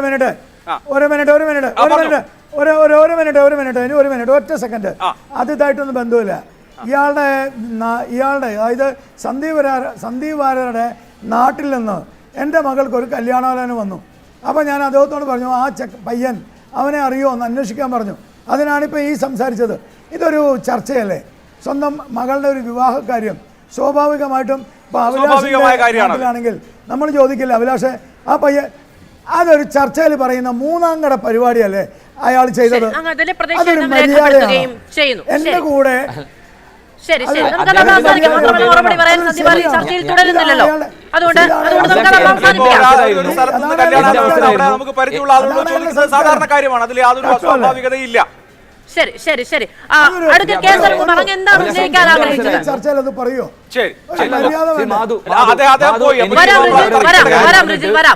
കുറേയേറെ നേരമായി നിങ്ങൾ മൂന്നുപേരും സംസാരിച്ചു. കുറേയേറെ നേരമായി കെ എസ് അരുൺകുമാർ സംസാരിച്ചിട്ടില്ല. അതുകൊണ്ട് അദ്ദേഹത്തിന്റെ ഊഴമാണ്. അല്ലല്ല, എന്റെ അവസരത്തിലാണ് ഒരു നിമിഷം. അല്ല, എന്റെ അവസരത്തിലാണല്ലോ എനിക്ക് മറുപടി പറയേണ്ട കാര്യമുണ്ടല്ലോ. അനുവദിച്ചിട്ടല്ലേ? ഒരു നിമിഷം, ഞാൻ വരാം. നമുക്ക് 9 മണിവരെ സമയമുണ്ട്. ശ്രീ റിജിൽ മാക്കുറ്റി, ഞാൻ വരാം. അഡ്വക്കേറ്റ് കെ എസ് അരുൺകുമാർ എന്തോ കാര്യം ഉന്നയിച്ചു, അതെന്താണെന്ന് അറിഞ്ഞു വരാം. അല്ല, ഇപ്പോഴത്തെ ഒരു സംഖ്യയും പഴയ സംഖ്യയും തമ്മിൽ നല്ല ചർച്ച. ഇടപെടേണ്ട പല വിഷയം വന്നപ്പോഴും ഇടപെട്ടില്ല. കാരണം എത്ര ഈ രാജ്യത്തിന്റെ സംസ്ഥാനത്തിന്റെ മതനിരപേക്ഷതയെ തകർക്കുന്ന ഇടപെടൽ അവർ നടത്തിയത്, അവർ തന്നെ വിളിച്ചു പറയുന്നത് ഈ കേരളത്തിലെ ജനങ്ങൾ കേൾക്കുകയല്ലേ. പശുവിന്റെ കഴുത്തരിഞ്ഞതും അതുപോലെ തന്നെ മുസ്ലിം കച്ചവടക്കാരെ ഒഴിപ്പിക്കണം, ഇതൊക്കെ ഇവര് വിളിച്ചു പറയുന്ന ഒരു സാഹചര്യം. അത് കേൾക്കട്ടെ, കാരണം കുറച്ചുകൂടെ പുറത്തു വരട്ടെ. പക്ഷേ സന്ദീപ് വാര്യർ പോകുന്നതിന് മുമ്പ് ഒരു ചോദ്യം ചെയ്യണമായിരുന്നു. കാരണം വെറുപ്പിന്റെ വർഗീയതയുടെ ഫാക്ടറിയിൽ നിന്ന് ഞാൻ പുറത്തു ചാടി എന്ന് പറയുമ്പോൾ തെരഞ്ഞെടുപ്പ് റിസൾട്ട് വരുന്നതിന് മുമ്പ് ഈ മതത്തിന്റെ പേരിൽ രാജ്യം നിർമ്മിക്കാൻ നടക്കുന്നവരാണ് ഇന്ന് പ്രകടനം നടത്തിയത് പാലക്കാട് മണ്ഡലത്തിലെ നടുത്തളത്തിലൂടെ. CPM ഓഫീസിന്റെ മുന്നിൽ വന്ന ആക്രോശകരമായിട്ടുള്ള മുദ്രാവാക്യം വിളിച്ചു. അവർ രാഹുൽ മാങ്കൂട്ടലിന്റെ ഫോട്ടോയാണ് ഉയർത്തിപ്പിടിച്ചത്, അവരുടെ കൊടിയും പിടിച്ചുകൊണ്ട്. എന്താണ് ഒരു രാഷ്ട്രീയ പ്രസ്ഥാനം ജയിക്കുമ്പോൾ മതത്തിന്റെ പേരിൽ രാജ്യം നിർമ്മിക്കാൻ നടക്കുന്ന വർഗീയ കക്ഷികൾക്ക് ഇത്ര സന്തോഷം വരുന്ന പ്രകടനം നടത്തുന്ന സാഹചര്യം? ആ വർഗീയ ഫാക്ടറിയിലേക്ക് തന്നെയല്ലേ, ആ വർഗീയ ഫാക്ടറിയുടെ ഭാഗത്തിലേക്ക് തന്നെയല്ലേ ശ്രീ സന്ദീപ് വാര്യർ പോയിരിക്കുന്നത്? മതനിരപേക്ഷത എന്നൊക്കെ പറയുമെങ്കിലും ഒരു വർഗീയതയിൽ നിന്നും മറ്റൊരു വർഗീയതയിലേക്ക് പോയി എന്നൊരു കാര്യം അദ്ദേഹത്തോട് ചോദിക്കാനാണ് ഞാൻ ആഗ്രഹിച്ചത്. ഏതായാലും ഈ തെരഞ്ഞെടുപ്പിൽ പലതരത്തിലുള്ള വിദ്വേഷകരമായിട്ടുള്ള ഇടപെടൽ കോൺഗ്രസിന്റെയും BJPയുടെയും ഭാഗത്തു നിന്നുണ്ടായി. ഗവൺമെന്റിനെ അപകീർത്തിപ്പെടുത്താനും ഗവൺമെന്റിന്റെ നേട്ടങ്ങൾ തകർക്കാനും മുഖ്യമന്ത്രി അടക്കം മന്ത്രിമാരെ ആക്ഷേപിക്കാനും നിരവധി ഇടപെടലാണ് നടത്തിയത്. വികസന പ്രവർത്തനങ്ങൾ ചർച്ച ചെയ്യാതിരിക്കാനും പ്ലാൻ ചെയ്തുള്ള ഇടപെടൽ നടത്തി. പക്ഷേ ചേലക്കരയിലാണെങ്കിൽ വമ്പിച്ച ഭൂരിപക്ഷത്തോടെ കഴിഞ്ഞ കൃത്യമായി 2021 ഒരു സാഹചര്യം, അത് ശ്രീ കെ രാധാകൃഷ്ണനോടുള്ള വ്യക്തിപരമായിട്ട് അടുപ്പവും വളരെ ചെറുപ്പത്തിലെ തന്നെ മന്ത്രിയും സ്പീക്കറും MLA-യും ഒക്കെ ആയി ഓരോരുത്തരുടെ പേര് വിളിക്കാനുള്ള ശേഷിയുള്ള ഒരു നേതാവ് എന്ന രൂപത്തിൽ അദ്ദേഹത്തിന് വലിയ ഭൂരിപക്ഷം കിട്ടി. ബാക്കി എല്ലാ തെരഞ്ഞെടുപ്പുകളിലും ഒരു 60,000 വോട്ടാണ് അവിടെ LDF-ന് കിട്ടുക. ആ ഒരു വോട്ട് ഞങ്ങൾക്ക് കിട്ടി. ഈ 5 മാസം കൊണ്ടുണ്ടായിട്ടുള്ള ഡെവലപ്മെന്റ് നോക്ക്. കോൺഗ്രസിന് 3000 ശിഷ്ടം വോട്ടാണ് ഈ 2024 മെയ് മാസത്തിൽ നടന്ന ലോക്സഭാ തെരഞ്ഞെടുപ്പിന്റെ റിസൾട്ടിൽ നിന്ന് ഈ 4 മാസം കൊണ്ട് അവിടെ കുറഞ്ഞത്. ഞങ്ങൾക്ക് അവിടെ ഇപ്പോഴും വോട്ട് കൂടി. കഴിഞ്ഞ ഈ ലോക്സഭാ തെരഞ്ഞെടുപ്പിൽ നിന്ന് ഉപതെരഞ്ഞെടുപ്പ് എത്തുമ്പോഴേക്കും വോട്ട് കൂടുകയാണ്. പാലക്കാടും ഞങ്ങൾക്ക് വോട്ട് കൂടി. അതായത് കേരളത്തിലെ ഇടതുപക്ഷ ജനാധിപത്യ മുന്നണി ഗവൺമെന്റിനെ അസ്ഥിരപ്പെടുത്താൻ നടത്തിക്കൊണ്ടിരിക്കുന്ന ശ്രമങ്ങൾക്കെല്ലാം ശരി, നമുക്ക് അതിന്റെ ഒക്കെ വിശദാംശങ്ങളിലേക്ക് പോകണം. മാത്രമല്ല ഇവിടെ വളരെ പ്രധാനപ്പെട്ട കാര്യങ്ങൾക്ക് റിജിൽ മാക്കുറ്റിക്ക് ഉത്തരം പറയാനുണ്ട്. റിജിൽ ന്യായമായും കാത്തിരിക്കുന്ന സമയം റിജിലിന് നൽകും. പക്ഷേ എനിക്കൊരു ഇടവേള ഇപ്പൊ അത്യാവശ്യമായതുകൊണ്ടാണ്. ഇടവേള കഴിഞ്ഞാൽ റിജിൽ മാക്കുറ്റിയുടെ സമയമാണ്. ഇടവേള മാക്കുറ്റിയിലേക്കാണ്. നമ്മൾ നേരത്തെ അദ്ദേഹത്തിന് അവസരം ഉണ്ടായിരുന്നില്ല എന്നൊരു പരാതി കൂടി അദ്ദേഹം ഉന്നയിക്കുന്നുണ്ടായിരുന്നു. ശ്രീ റിജിൽ മാക്കുറ്റി, അഡ്വക്കേറ്റ് ബി ഗോപാലകൃഷ്ണൻ പറയാണ് കോൺഗ്രസിന്റെ വേരർക്കും ഞങ്ങൾ അതിലൊരു സംശയവും വേണ്ടതില്ല എന്ന്. പാലക്കാട്ടെ ജയം എന്ന് പറയുന്നത് താൽക്കാലികമാണ് എന്ന് തന്നെയാണ് BJP-യുടെ വെല്ലുവിളി. അല്ല, അതിനേക്കാൾ പ്രധാനപ്പെട്ട കാര്യം SDPI-യുടെ പ്രകടനം, ഇന്നത്തെ SDPI-യുടെ പ്രകടനത്തെ കുറിച്ച് ആവർത്തിച്ച് ഇവിടെ ചോദിക്കുന്നുണ്ടായിരുന്നു. SDP എങ്ങനെ കോൺഗ്രസ് ജയിക്കുമ്പോൾ കോൺഗ്രസ്സുകാർ പ്രകടനം നടത്തുന്നത് സ്വാഭാവികമാണ്. SDPI-യുടെ കൊടിയും കൊണ്ട് കോൺഗ്രസ് ജയിച്ചപ്പോൾ പ്രകടനം നടത്തുന്നതിന്റെ സാങ്കത്യം, അതും CPM ഓഫീസിലേക്ക് പ്രകടനം നടത്തുന്നതിന്റെ സാങ്കത്യം ചോദ്യം ചെയ്യുന്നു. അല്ല ശ്രീ അഭിലാഷേ, 1-2 കാര്യങ്ങൾ എനിക്ക് മറുപടി പറയേണ്ടതായിട്ടുണ്ട്. ഇപ്പോൾ ആദ്യം BJP വക്താവുമായി ബന്ധപ്പെട്ട കാര്യങ്ങൾ പറയാം. കോൺഗ്രസിൻ്റെ വേരിറക്കും എന്നൊക്കെ അദ്ദേഹം പറയുമ്പോൾ യഥാർത്ഥത്തിൽ BJP വക്താവോ അല്ലെങ്കിൽ സുരേന്ദ്രനോ അതിനൊപ്പം നരേന്ദ്രമോദിയോ വിചാരിച്ചാൽ ഒരു ചുക്കും ചെയ്യാൻ കോൺഗ്രസ് സാധിക്കില്ല. അങ്ങനെ കോൺഗ്രസ് മുക്ത ഭാരത് എന്ന് പറഞ്ഞിട്ട് ഇന്ന് രാജ്യത്ത് ഇവരുണ്ടാക്കിക്കൊണ്ടിരിക്കുന്ന എല്ലാ നിറയറ്റീവിനെതിരായിട്ടുള്ള പോരാട്ടം നടത്തി തന്നെ കോൺഗ്രസ് മുമ്പോട്ട് വരുന്നുണ്ട്. ഇപ്പോൾ തെരഞ്ഞെടുപ്പിൽ ഞങ്ങൾ ചില സ്ഥലത്ത് പരാജയപ്പെട്ടിട്ടുണ്ടാകും. പക്ഷേ കോൺഗ്രസിനെ അങ്ങ് ഉമ്മാക്കി കാണിച്ച് ഇല്ലാതാക്കാൻ ഗോപാലകൃഷ്ണനല്ല അതിൻ്റെ മൂത്താപ്പ് വന്നാലും നടക്കില്ല. അതവിടെ വെച്ചേക്കത് മനസ്സിലിരുന്നാൽ മതി. അത് നടക്കുന്ന കാര്യമില്ല. ഒന്ന്, പിന്നെ ഇവിടെ ഒരു പ്രധാനപ്പെട്ട ഒരു കാര്യം, ഇവിടെ കഴിഞ്ഞ ഈ പാലക്കാട് ഉൾപ്പെടെ തെരഞ്ഞെടുപ്പിനകത്ത് ഇപ്പോൾ നേരത്തെ പറഞ്ഞ പശുവിനെ വെട്ടി. ഞാൻ ചോദിക്കുകയാണ്, ഇവിടെ കോഴിയെ തിന്നുന്നവർക്ക് കോഴിയെ തിന്നാം, പോത്തിനെ തിന്നവർക്ക് പോത്തിനെ തിന്നാം, അതോടൊപ്പം തന്നെ പന്നിയെ തിന്നവർക്ക് പന്നിയെ തിന്നാം, ഒട്ടകത്തെ തിന്നവർക്ക് ഒട്ടകത്തെ തിന്നാം. നിങ്ങൾ ഇന്നേ ഭക്ഷണം കഴിക്കാൻ പാടില്ല എന്ന് പറഞ്ഞ് ആ ഒരു മനുഷ്യന്മാരെ കൊല്ലാൻ ഇവർക്ക് ആരാണ് അധികാരം കൊടുത്തത്? ബീഫ് കഴിക്കാൻ പാടില്ല എന്ന് പറഞ്ഞ ആളുകളെ കൊല്ലുമ്പോൾ അതിനെതിരായിട്ടുള്ളൊരു പ്രതിഷേധം മൂരിക്കൂട്ടനെ അറുത്തുകൊണ്ട് സമരം നടത്തി എന്നുള്ള സത്യമാണ്. സ്വാഭാവികമായി ആ സമരത്തിൻ്റെ പേരിൽ ഏറ്റവും കൂടുതൽ വേട്ടയാടപ്പെട്ടിയ ഒരാളാണ് ഞാൻ. അതിൻ്റെ പേരിൽ ഈ പാലക്കാട് സുരേന്ദ്രൻ്റെ ഏറ്റവും വലിയ ക്യാമ്പയിൻ, പശുവിനെ വെട്ടിയവൻ, പശുവിനെ അറുത്ത് മാംസം കൊടുത്തവൻ രാഹുൽ മാങ്കൂട്ടൻ, ഞാനും ഗുരുവായൂർ അമ്പലത്തിൽ ക്ഷേത്ര ദർശനത്തിൽ പോയപ്പോൾ ഒരു ഫോട്ടോ ഇട്ടപ്പോൾ റിജിൽ മാക്കുറ്റി എന്ന് പറയുന്ന പശുവിനെ വെട്ടിയവൻ്റെ കൂടെയാണ് ഇവൻ ഈ സ്ഥാനാർത്ഥി എന്ന് പറഞ്ഞ് അഗ്രഹാരങ്ങളിൽ വീടുകളിൽ നേരിട്ട് പോയതാരെന്നറിയോ? ഈ പറയുന്ന സുരേന്ദ്രനായിരുന്നു. BJP-യുടെ വക്താക്കന്മാരായിരുന്നു. ചാനൽ ചർച്ചകളിൽ മുഴുവൻ അവർ പറഞ്ഞൊരു കാര്യമായിരുന്നു, അഗ്രഹാരങ്ങളിലെ ബ്രാഹ്മണന്മാരായിരിക്കുന്ന ആളുകൾ പോലും ആ കാര്യം കേട്ടിട്ടില്ല എന്നുള്ളതാണ്. അതിൻ്റെ വസ്തുത എന്താണ്? എന്നെ തീവ്രവാദി എന്നാണ് സുരേന്ദ്രൻ വിളിച്ചത്. അപ്പോൾ കള്ളപ്പണം നടത്തി രാജ്യദ്രോഹം നടത്തി യഥാർത്ഥത്തിൽ തീവ്രവാദിയും രാജ്യദ്രോഹം സുരേന്ദ്രനാണ് എന്ന് പാലക്കാട്ടിലുള്ള ജനങ്ങൾ കണ്ടതുകൊണ്ടാണല്ലോ ഈ വലിയ രൂപത്തിലെ പരാജയം ഉണ്ടായത്. ഇവിടെ കൃഷ്ണകുമാർ ജയിക്കും എന്നുള്ളതാണ് പറഞ്ഞത്. പ്രതിപക്ഷ നേതാവ് വീട്ടിൽ പോയിരിക്കണം, രാജിവെക്കണം എന്നാണ് പറഞ്ഞത്. ഞങ്ങളുടെ താമര വിരിയും എന്നാണ് പറഞ്ഞത്. എന്നാണ് വടക്കുന്നാഥ ക്ഷേത്രത്തിൽ നിന്ന് വിശ്വനാഥ സ്വാമികളുടെ പാലക്കാടിലെ താമര വിരിയാൻ പോകുന്ന ഫേസ്ബുക്ക് പോസ്റ്റ് ഇട്ടവരാ. എന്നിട്ട് എന്തേ പാലക്കാട്ടിലെ ജനങ്ങൾ, അവിടുത്തെ മതനിരപേക്ഷവാദികൾ നിങ്ങൾക്കെതിരായി ചിന്തിച്ചത് എന്ന് നിങ്ങൾ മനസ്സിലാക്കണം. അതുകൊണ്ട് പശുവിനെ വെട്ടി രോദനമല്ലാതെ അതൊന്നും ഒരു കാര്യമല്ല. അതിന്റെ ഇതിലേക്ക് ഞാൻ പോകുന്ന ഒരുപാട് ഈ നാട്ടിനകത്ത് അതെ ഞാൻ പറയട്ടെ CPM എന്ത് മതേതരവാദികളാണ്. ഇതുപോലെ പാഷാണം വർക്കിമാരെ പണിയെടുക്കുന്നവർ ഈ നാട്ടിൽ ആരോ ഉള്ളത്? കഴിഞ്ഞ വടകര തെരഞ്ഞെടുപ്പിൽ ഷാഫി പറമ്പിലെ പരാജയപ്പെട്ട കാഫിർ എന്ന് പറയുന്ന പ്രയോഗം നടത്തി മുമ്പോട്ട് പോയർ. ഇവിടെ കഴിഞ്ഞ തെരഞ്ഞെടുപ്പിന് പാലക്കാട് BJP-ക്ക് വേണ്ടി അവസരം ഉണ്ടാക്കുക. ഇവർ CJP അല്ലേ, കമ്മ്യൂണിസ്റ്റ് ജനതാ പാർട്ടി അല്ലേ, ഇവർ ഒന്നിച്ച് മുന്നണിയല്ലേ, ദേശീയ തലത്തിൽ ഇവരുടെ മുന്നണിയുടെ ഭാഗമായി നിൽക്കുന്നവരല്ലേ പാലക്കാട് മന്ത്രി കൃഷ്ണകുമാർ? അതെ അല്ല, ഒരു മിനിറ്റ്, ഞാൻ താങ്കൾ പറയുമ്പോൾ താങ്കൾ പറയുമ്പോൾ ഞാൻ സംസാരിച്ചില്ല. എൻ്റെ അവസരമാണ്. ഞാൻ പറയട്ടെ നിങ്ങൾ ഒന്നിച്ച് നിൽക്കുന്നവരല്ലേ, നിങ്ങൾ ഒന്നിച്ച് നിൽക്കുന്നത്. പിന്നൊരു കാര്യം എനിക്ക് പറയാനുള്ളത് എന്താണെന്നറിയോ? 1996 ഏപ്രിൽ 22 തിങ്കളാഴ്ച 1171 മേട 9-ാം തീയതി ദേശാഭിമാനി ഒരു മുഖപ്രസംഗം എഴുതിയിട്ടുണ്ട്. ആ മുഖപ്രസംഗത്തിൽ എന്താ പറയുന്നറിയോ? ഈ കോൺഗ്രസ് അത് മുസ്ലിം ലീഗിനെതിരായി ജമാഅത്ത് ഇസ്ലാമി ഉൾപ്പെടെയുള്ള സംഘടനകളുടെ പിന്തുണ വാങ്ങി മതനിരപേക്ഷ രാഷ്ട്രീയത്തെ ശക്തിപ്പെടുത്തുന്നതിന് വേണ്ടി ഞങ്ങൾ ഒന്നിച്ച് മുന്നോട്ട് പോകാൻ തീരുമാനിച്ചിരിക്കുന്നു എന്നുള്ളത് ദേശാഭിമാനി എഴുതിയിട്ടുള്ള മുഖപ്രസംഗമാണ്. നിങ്ങൾ SDPI-യുമായി എത്ര സ്ഥലങ്ങൾ ചേർന്ന് നിന്നിട്ടുണ്ട്? നിങ്ങൾ ഇന്ന് നടത്തിയ പ്രകടനത്തെ നിങ്ങൾ അനുകൂലിക്കുന്നുണ്ടോ? അതുകൊണ്ട് രാഹുൽ മാങ്കൂട്ടിൽ വിജയിക്കുമ്പോൾ എങ്ങനെ SDPIക്ക് പ്രകടനം നടത്താൻ പറ്റും? ജമാഅത്തെ ഇസ്ലാമിക്ക് പ്രകടനം നടത്താൻ പറ്റും? ഞങ്ങൾ ചേലക്കരയിൽ വിജയിച്ചല്ലോ. ഞങ്ങളെ പ്രതികീർത്തിച്ചുകൊണ്ടോ ഞങ്ങളുടെ സ്ഥാനാർത്ഥിക്ക് വേണ്ടിയോ ഒരാളും പ്രകടനം നടത്തിയില്ലല്ലോ. ഇത്തരത്തിലുള്ള വർഗീയവാദികളുടെ വോട്ട് വേണ്ട എന്ന അന്തസ്സായി ഞങ്ങൾ പറഞ്ഞു. അത് ഭൂരിപക്ഷ വർഗീയതയുടെയും വേണ്ട, ന്യൂനപക്ഷ വർഗീയതയുടെയും വേണ്ട എന്ന് പറഞ്ഞു. അതുകൊണ്ട് ഞങ്ങൾക്ക് വേണ്ടി ഒരു വർഗീയവാദികളും പ്രകടനം നടത്തുന്നില്ല. ഒരാളും ഞങ്ങളെ പ്രോത്സാഹിപ്പിച്ച് സംസാരിക്കുന്നില്ല. തെരഞ്ഞെടുപ്പ് രാഷ്ട്രീയത്തിന് വേണ്ടി നിങ്ങൾക്ക് ഭൂരിപക്ഷ വർഗീയതയുടെ വോട്ട് വേണം, ന്യൂനപക്ഷ വർഗീയതയുടെ വോട്ട് വേണം. ഇതെല്ലാം ജനങ്ങൾ കൃത്യമായി കാണുന്നുണ്ടല്ലോ. വെറുപ്പിന്റെ കടയിൽ നിന്ന് അങ്ങ് കട മാറിയാൽ ഫാക്ടറി മാറിയാണോ നിങ്ങൾക്ക് മറുപടി പറയുമല്ലോ. നിങ്ങൾ മൂന്നാം സ്ഥാനത്ത് പോയതെന്താ?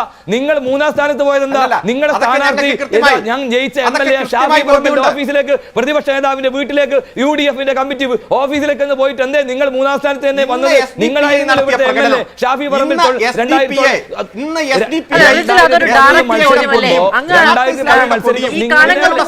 ദേശാഭിമാനി കഥയൊക്കെ പറയുന്ന സമയത്ത് ഇത് വളരെ സ്ട്രൈറ്റ് ആയ ഒരു ചോദ്യമല്ലേ റിജിൽ? ഇത് വളരെ സ്ട്രൈറ്റ് ആയ ഒരു ചോദ്യമല്ലേ? SDPI ഇന്ന് നടത്തിയ ഈ പറയുന്ന വിജയാഹ്ലാദ പ്രകടനം നിങ്ങൾ അഡ്മിറ്റ് ചെയ്യുന്നുണ്ടോ? നിങ്ങൾ അത് സ്വീകരിക്കുന്നുണ്ടോ ഇല്ലയോ? SDPI നടത്തിയ പ്രകടനം ഞങ്ങളെ കൂടി SDPI നടത്തിയില്ല. അത് SDPIയുടെ നേതാക്കന്മാരെ വിളിച്ച് ചോദിക്കണം. SDPI പ്രകടനം നടത്തി ഞങ്ങൾക്ക് മതനിരപേക്ഷ രാഷ്ട്രീയവുമായി ബന്ധപ്പെട്ട് വിജയിച്ച നേതാവിന്റെ അവര് നടത്തിയത് മതനിരപേക്ഷ തന്നെയാണ്. അതിനെ നിങ്ങൾ സ്വാഗതം ചെയ്യുന്നുണ്ടോ എന്ന് നിങ്ങൾക്ക് പറയാലോ. അതെ, അത് അവരോട് ചോദിക്കുന്നേ. നിങ്ങൾക്ക് BJPക്ക് വേണ്ടി നിങ്ങൾ ഇവിടെ BJP ജയിപ്പിക്കുന്നതിന് വേണ്ടി നിങ്ങൾ BJPയെ ജയിപ്പിക്കാൻ നിങ്ങൾ BJP കാഫിർ പ്രയോഗം നടത്തി നാണം കെട്ട് തോറ്റ് തൊപ്പിയിട്ടവരല്ലേ നിങ്ങൾ. അതുകൊണ്ട് നിങ്ങൾ ഞങ്ങളുടെ മതനിരപേക്ഷ ഒന്നും പഠിപ്പിക്കണ്ട.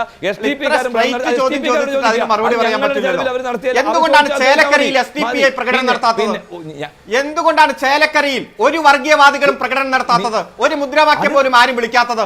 കാരണം ഞങ്ങൾ പറഞ്ഞു വർഗീയവാദികളുടെ വോട്ട് വേണ്ട, അത് ഭൂരിപക്ഷ വർഗീയതയായാലും ന്യൂനപക്ഷ വർഗീയതയായാലും ഞങ്ങൾക്ക് വേണ്ട. തെരഞ്ഞെടുപ്പ് വരും പോകും, വിജയിക്കും തോക്കും. പക്ഷേ ഈ നാടിന്റെ മതനിരപേക്ഷത കാത്തു സൂക്ഷിക്കാൻ ഞങ്ങൾ വോട്ട് വേണ്ട എന്ന് പറഞ്ഞു. നിങ്ങൾ ഒരിക്കലും ആ വോട്ട് വേണ്ട എന്ന് പറഞ്ഞില്ല. നിങ്ങൾ ചെയ്യുന്നവരൊക്കെ ചെയ്തോളാൻ പറഞ്ഞു. അപ്പൊ അഭിവാദ്യ പ്രകടനം ഉണ്ടാവും. നിങ്ങളുടെ വിജയിച്ച ഫോട്ടോ വെക്കും, അതിനെ നിങ്ങൾക്ക് സ്വാഗതം ചെയ്യേണ്ടി വരും. എന്നിട്ട് ഈ വ്യത്യസ്തമായ നിലപാടെടുക്കല്ലേ? വിളിച്ചവരല്ല ഞങ്ങൾ അതിന്റെ പേരിൽ നിങ്ങളെ സ്വാഗതം ചെയ്യുന്നുണ്ടോ ഇല്ലയോ? നിങ്ങളുടെ ജയിച്ച കാൻഡിഡേറ്റിന്റെ ഫോട്ടോ വെച്ചല്ലേ അവർ പ്രകടനം നടത്തിയത്? നമുക്കൊരു ഇടവേള അനിവാര്യമുണ്ട്. ഒരൊറ്റ മിനിറ്റ് റിജിൽ, ഒരൊറ്റ മിനിറ്റ് റിജിൽ. SDPI നടത്തിയ പ്രകടനം നിങ്ങൾ അംഗീകരിക്കുന്നുണ്ടോ ഇല്ലയോ? സ്ട്രൈറ്റ്. ഞങ്ങൾ വിജയം മതനിരപേക്ഷ രാഷ്ട്രീയവുമായി ബന്ധപ്പെട്ട് പാലക്കാട് നടത്തിയ വിജയമാണ്. ആ വിജയത്തിനകത്ത് ഞങ്ങൾ പ്രകടനം നടത്തിയിട്ടുണ്ട്. മറ്റാരും നടത്തിയതിനെ കുറിച്ച് ഞങ്ങൾക്ക് നോക്കേണ്ട ആവശ്യമില്ല. അത് ഞങ്ങളുടെ രാഷ്ട്രീയമല്ല. ഞങ്ങൾ ആ രൂപത്തിലേക്ക് മുദ്രാവാക്യം വിളിക്കുന്ന പ്രകടനം ഞാൻ ചുമതലപ്പെടുത്തിയിട്ടില്ല. SDPI ആയാലും ജമാഅത്ത് ഇസ്ലാമി ആയാലും ഉൾപ്പെടെയുള്ള ആൾ അവർ പ്രകടനം നടത്തി അവരോട് ചോദിക്കണമെന്നേ. അത് ഞങ്ങളോട് ചോദിച്ചിരുന്ന കാര്യം ഞങ്ങൾക്ക്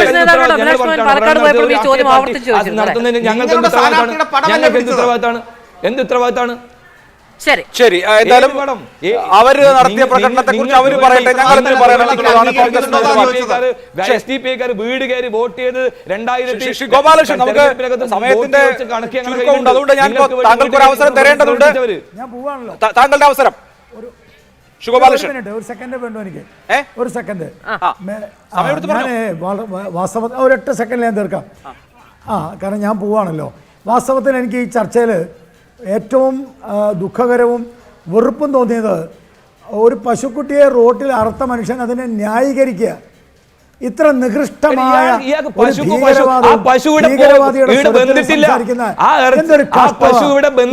ആയിരുന്നു ചർച്ച. ആയിരുന്നെങ്കിൽ ഞാൻ ഈ ചർച്ചക്ക് വരില്ലായിരുന്നു. ഒരു മനുഷ്യനായിരുന്നെങ്കിൽ ഞാൻ ഈ ചർച്ചക്ക് വരില്ലായിരുന്നു. ഇതുപോലത്തെ നീതനും ഇതുപോലെ ആളുകൾ തമ്മിലടിപ്പിക്കുകയും വർഗീയത പറയുകയും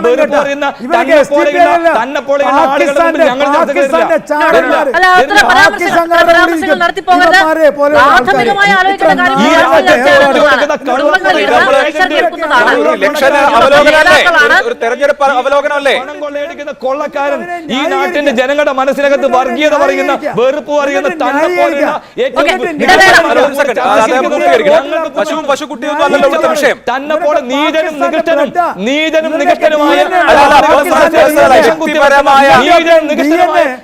ഒരു തെരഞ്ഞെടുപ്പ് കഴിഞ്ഞ് നമ്മൾ തെരഞ്ഞെടുപ്പിന്റെ റിസൾട്ട് അവലോകനം ചെയ്യാണ് ഇപ്പോ. അപമാനാണ് ഇത് ഇങ്ങനെ നിങ്ങൾ അങ്ങോട്ടും ഇങ്ങോട്ടും നടത്തിയിട്ട് കാര്യമില്ല. നമുക്ക് ഈ ഇതിന്റെ കണ്ടന്റിൽ ഇതിന്റെ വസ്തുതയിൽ എന്തെങ്കിലും പറയാനുണ്ടെങ്കിൽ അവസാനിപ്പിക്കും. മുസ്ലിങ്ങളെയും ക്രിസ്ത്യാനികളെയും തമ്മിലടിപ്പിക്കാൻ ഹിന്ദുക്കളെയും മുസ്ലിം ഞാൻ ചോദിക്കട്ടെ, പശു തനിക്ക് മാത്രമാണോ? പശുവിനെ കൊല്ലരുതെന്ന് താനേടിയ പഠിച്ചിട്ട് പശുവിനെ ഞാൻ വെല്ലുവിളിക്കാം. പശുവിനെ കൊല്ലാൻ പാടില്ലെന്ന് പറഞ്ഞിട്ടുണ്ടോ? ഭഗവത്ഗീതയിൽ പറഞ്ഞിട്ടുണ്ടോ? മഹാഭാരതത്തിൽ പറഞ്ഞിട്ടുണ്ടോ? മനുസ്മൃതിയിൽ പറഞ്ഞിട്ടുണ്ടോ? നാണുണ്ടോ? പോയി മഹാഭാരതം പോയി മനുസ്മൃതി നമ്മളൊരു ഇലക്ഷൻ അവലോകനം ചെയ്യാം. നമ്മളൊരു ഇലക്ഷൻ അവലോകനം ഇലക്ഷന്റെ സമയത്ത് ചില വൈകാരിക വിഷയങ്ങൾ ഉന്നയിക്കുന്നത് മനസ്സിലാക്കാം.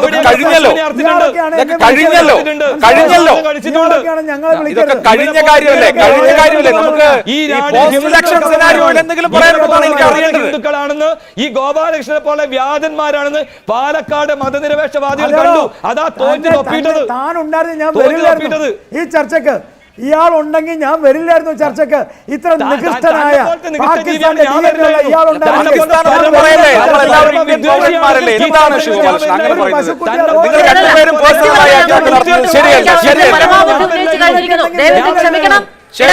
ശരിയല്ല. ഇടവേള.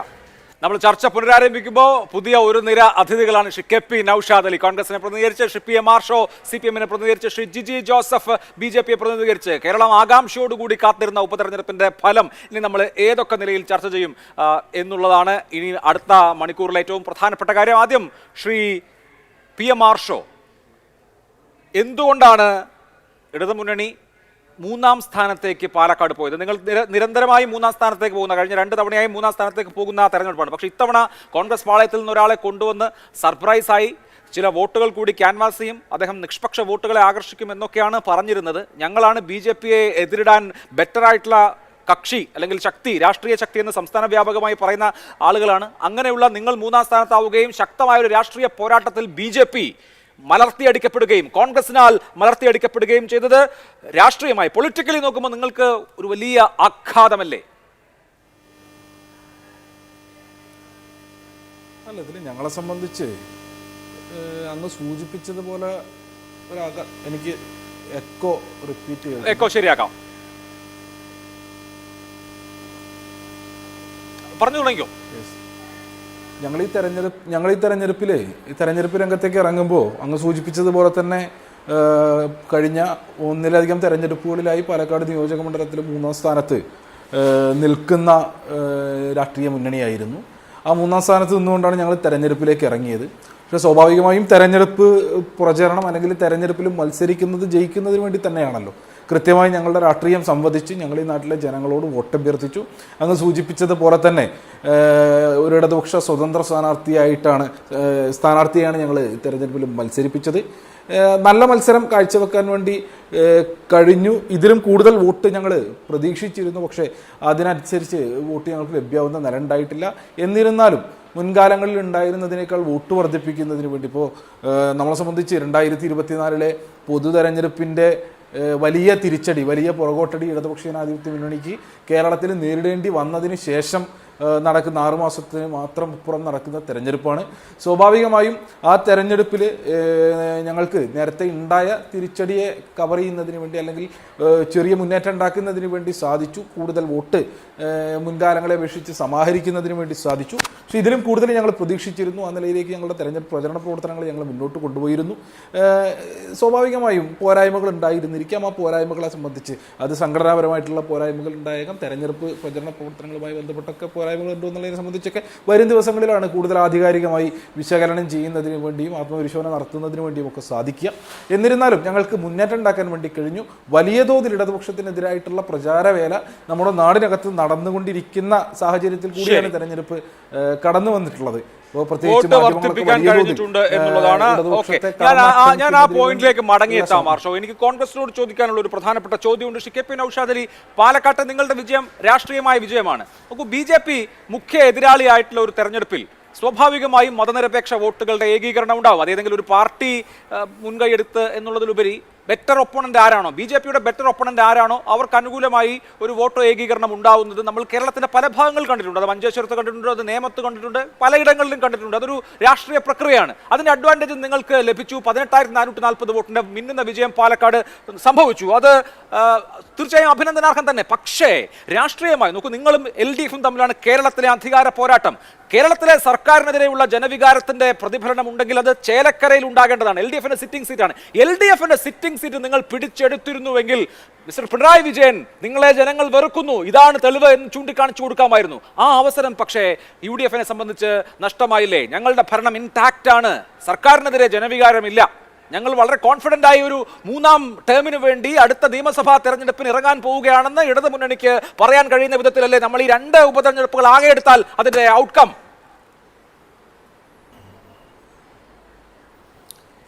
അഭിലാഷ് പറഞ്ഞതുപോലെ ചേലക്കരയിൽ വിജയിച്ചിരുന്നുവെങ്കിൽ തീർച്ചയായിട്ടും ഇങ്ങനെ സമ്പൂർണ്ണമായിട്ട് ഇങ്ങനെ ഒരു അവകാശവാദത്തിനുള്ള കൃത്യമായിട്ടുള്ള യുക്തി ഇവിടെ ഉണ്ടാവുമായിരുന്നു. പക്ഷേ ചേലക്കരയിൽ UDF വിജയിച്ചില്ല.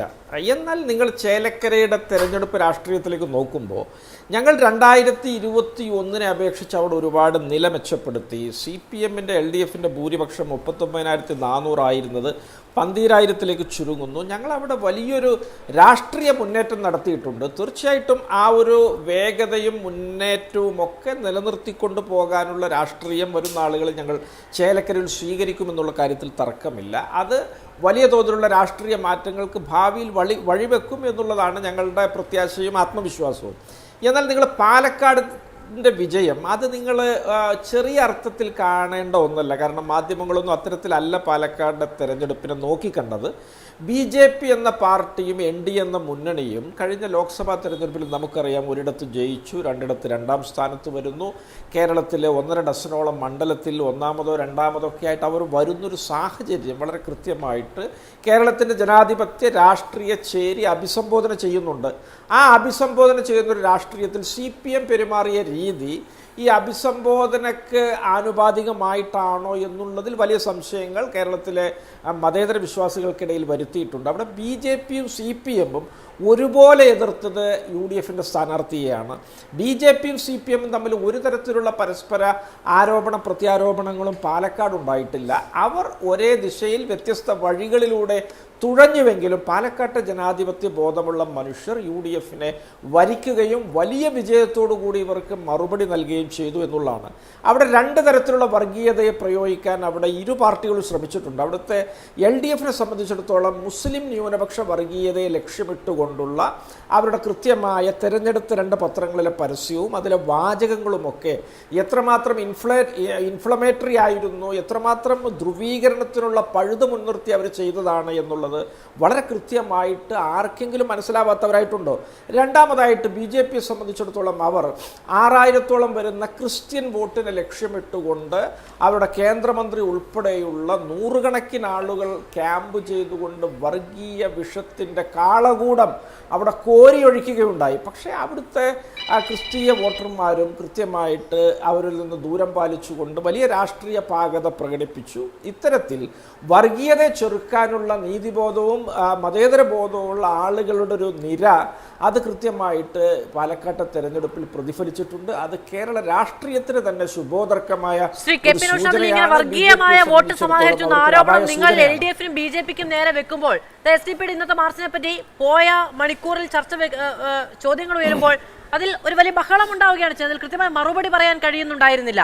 ഈ ചോദ്യം ശ്രീ നൌഷാദിലോട് തന്നെ സൂപ്പർ പ്രൈം ടൈമിൽ തന്നെ ഉണ്ടായിട്ടുണ്ട്. പറഞ്ഞു വേണ്ട എന്ന്. പക്ഷേ ഇന്ന് SDP നിങ്ങളുടെ വിജയത്തിന്റെ അവകാശവാദം ഉന്നയിച്ചുകൊണ്ട് ആഹ്ലാദ പ്രകടനം നടത്തുകയാണ്.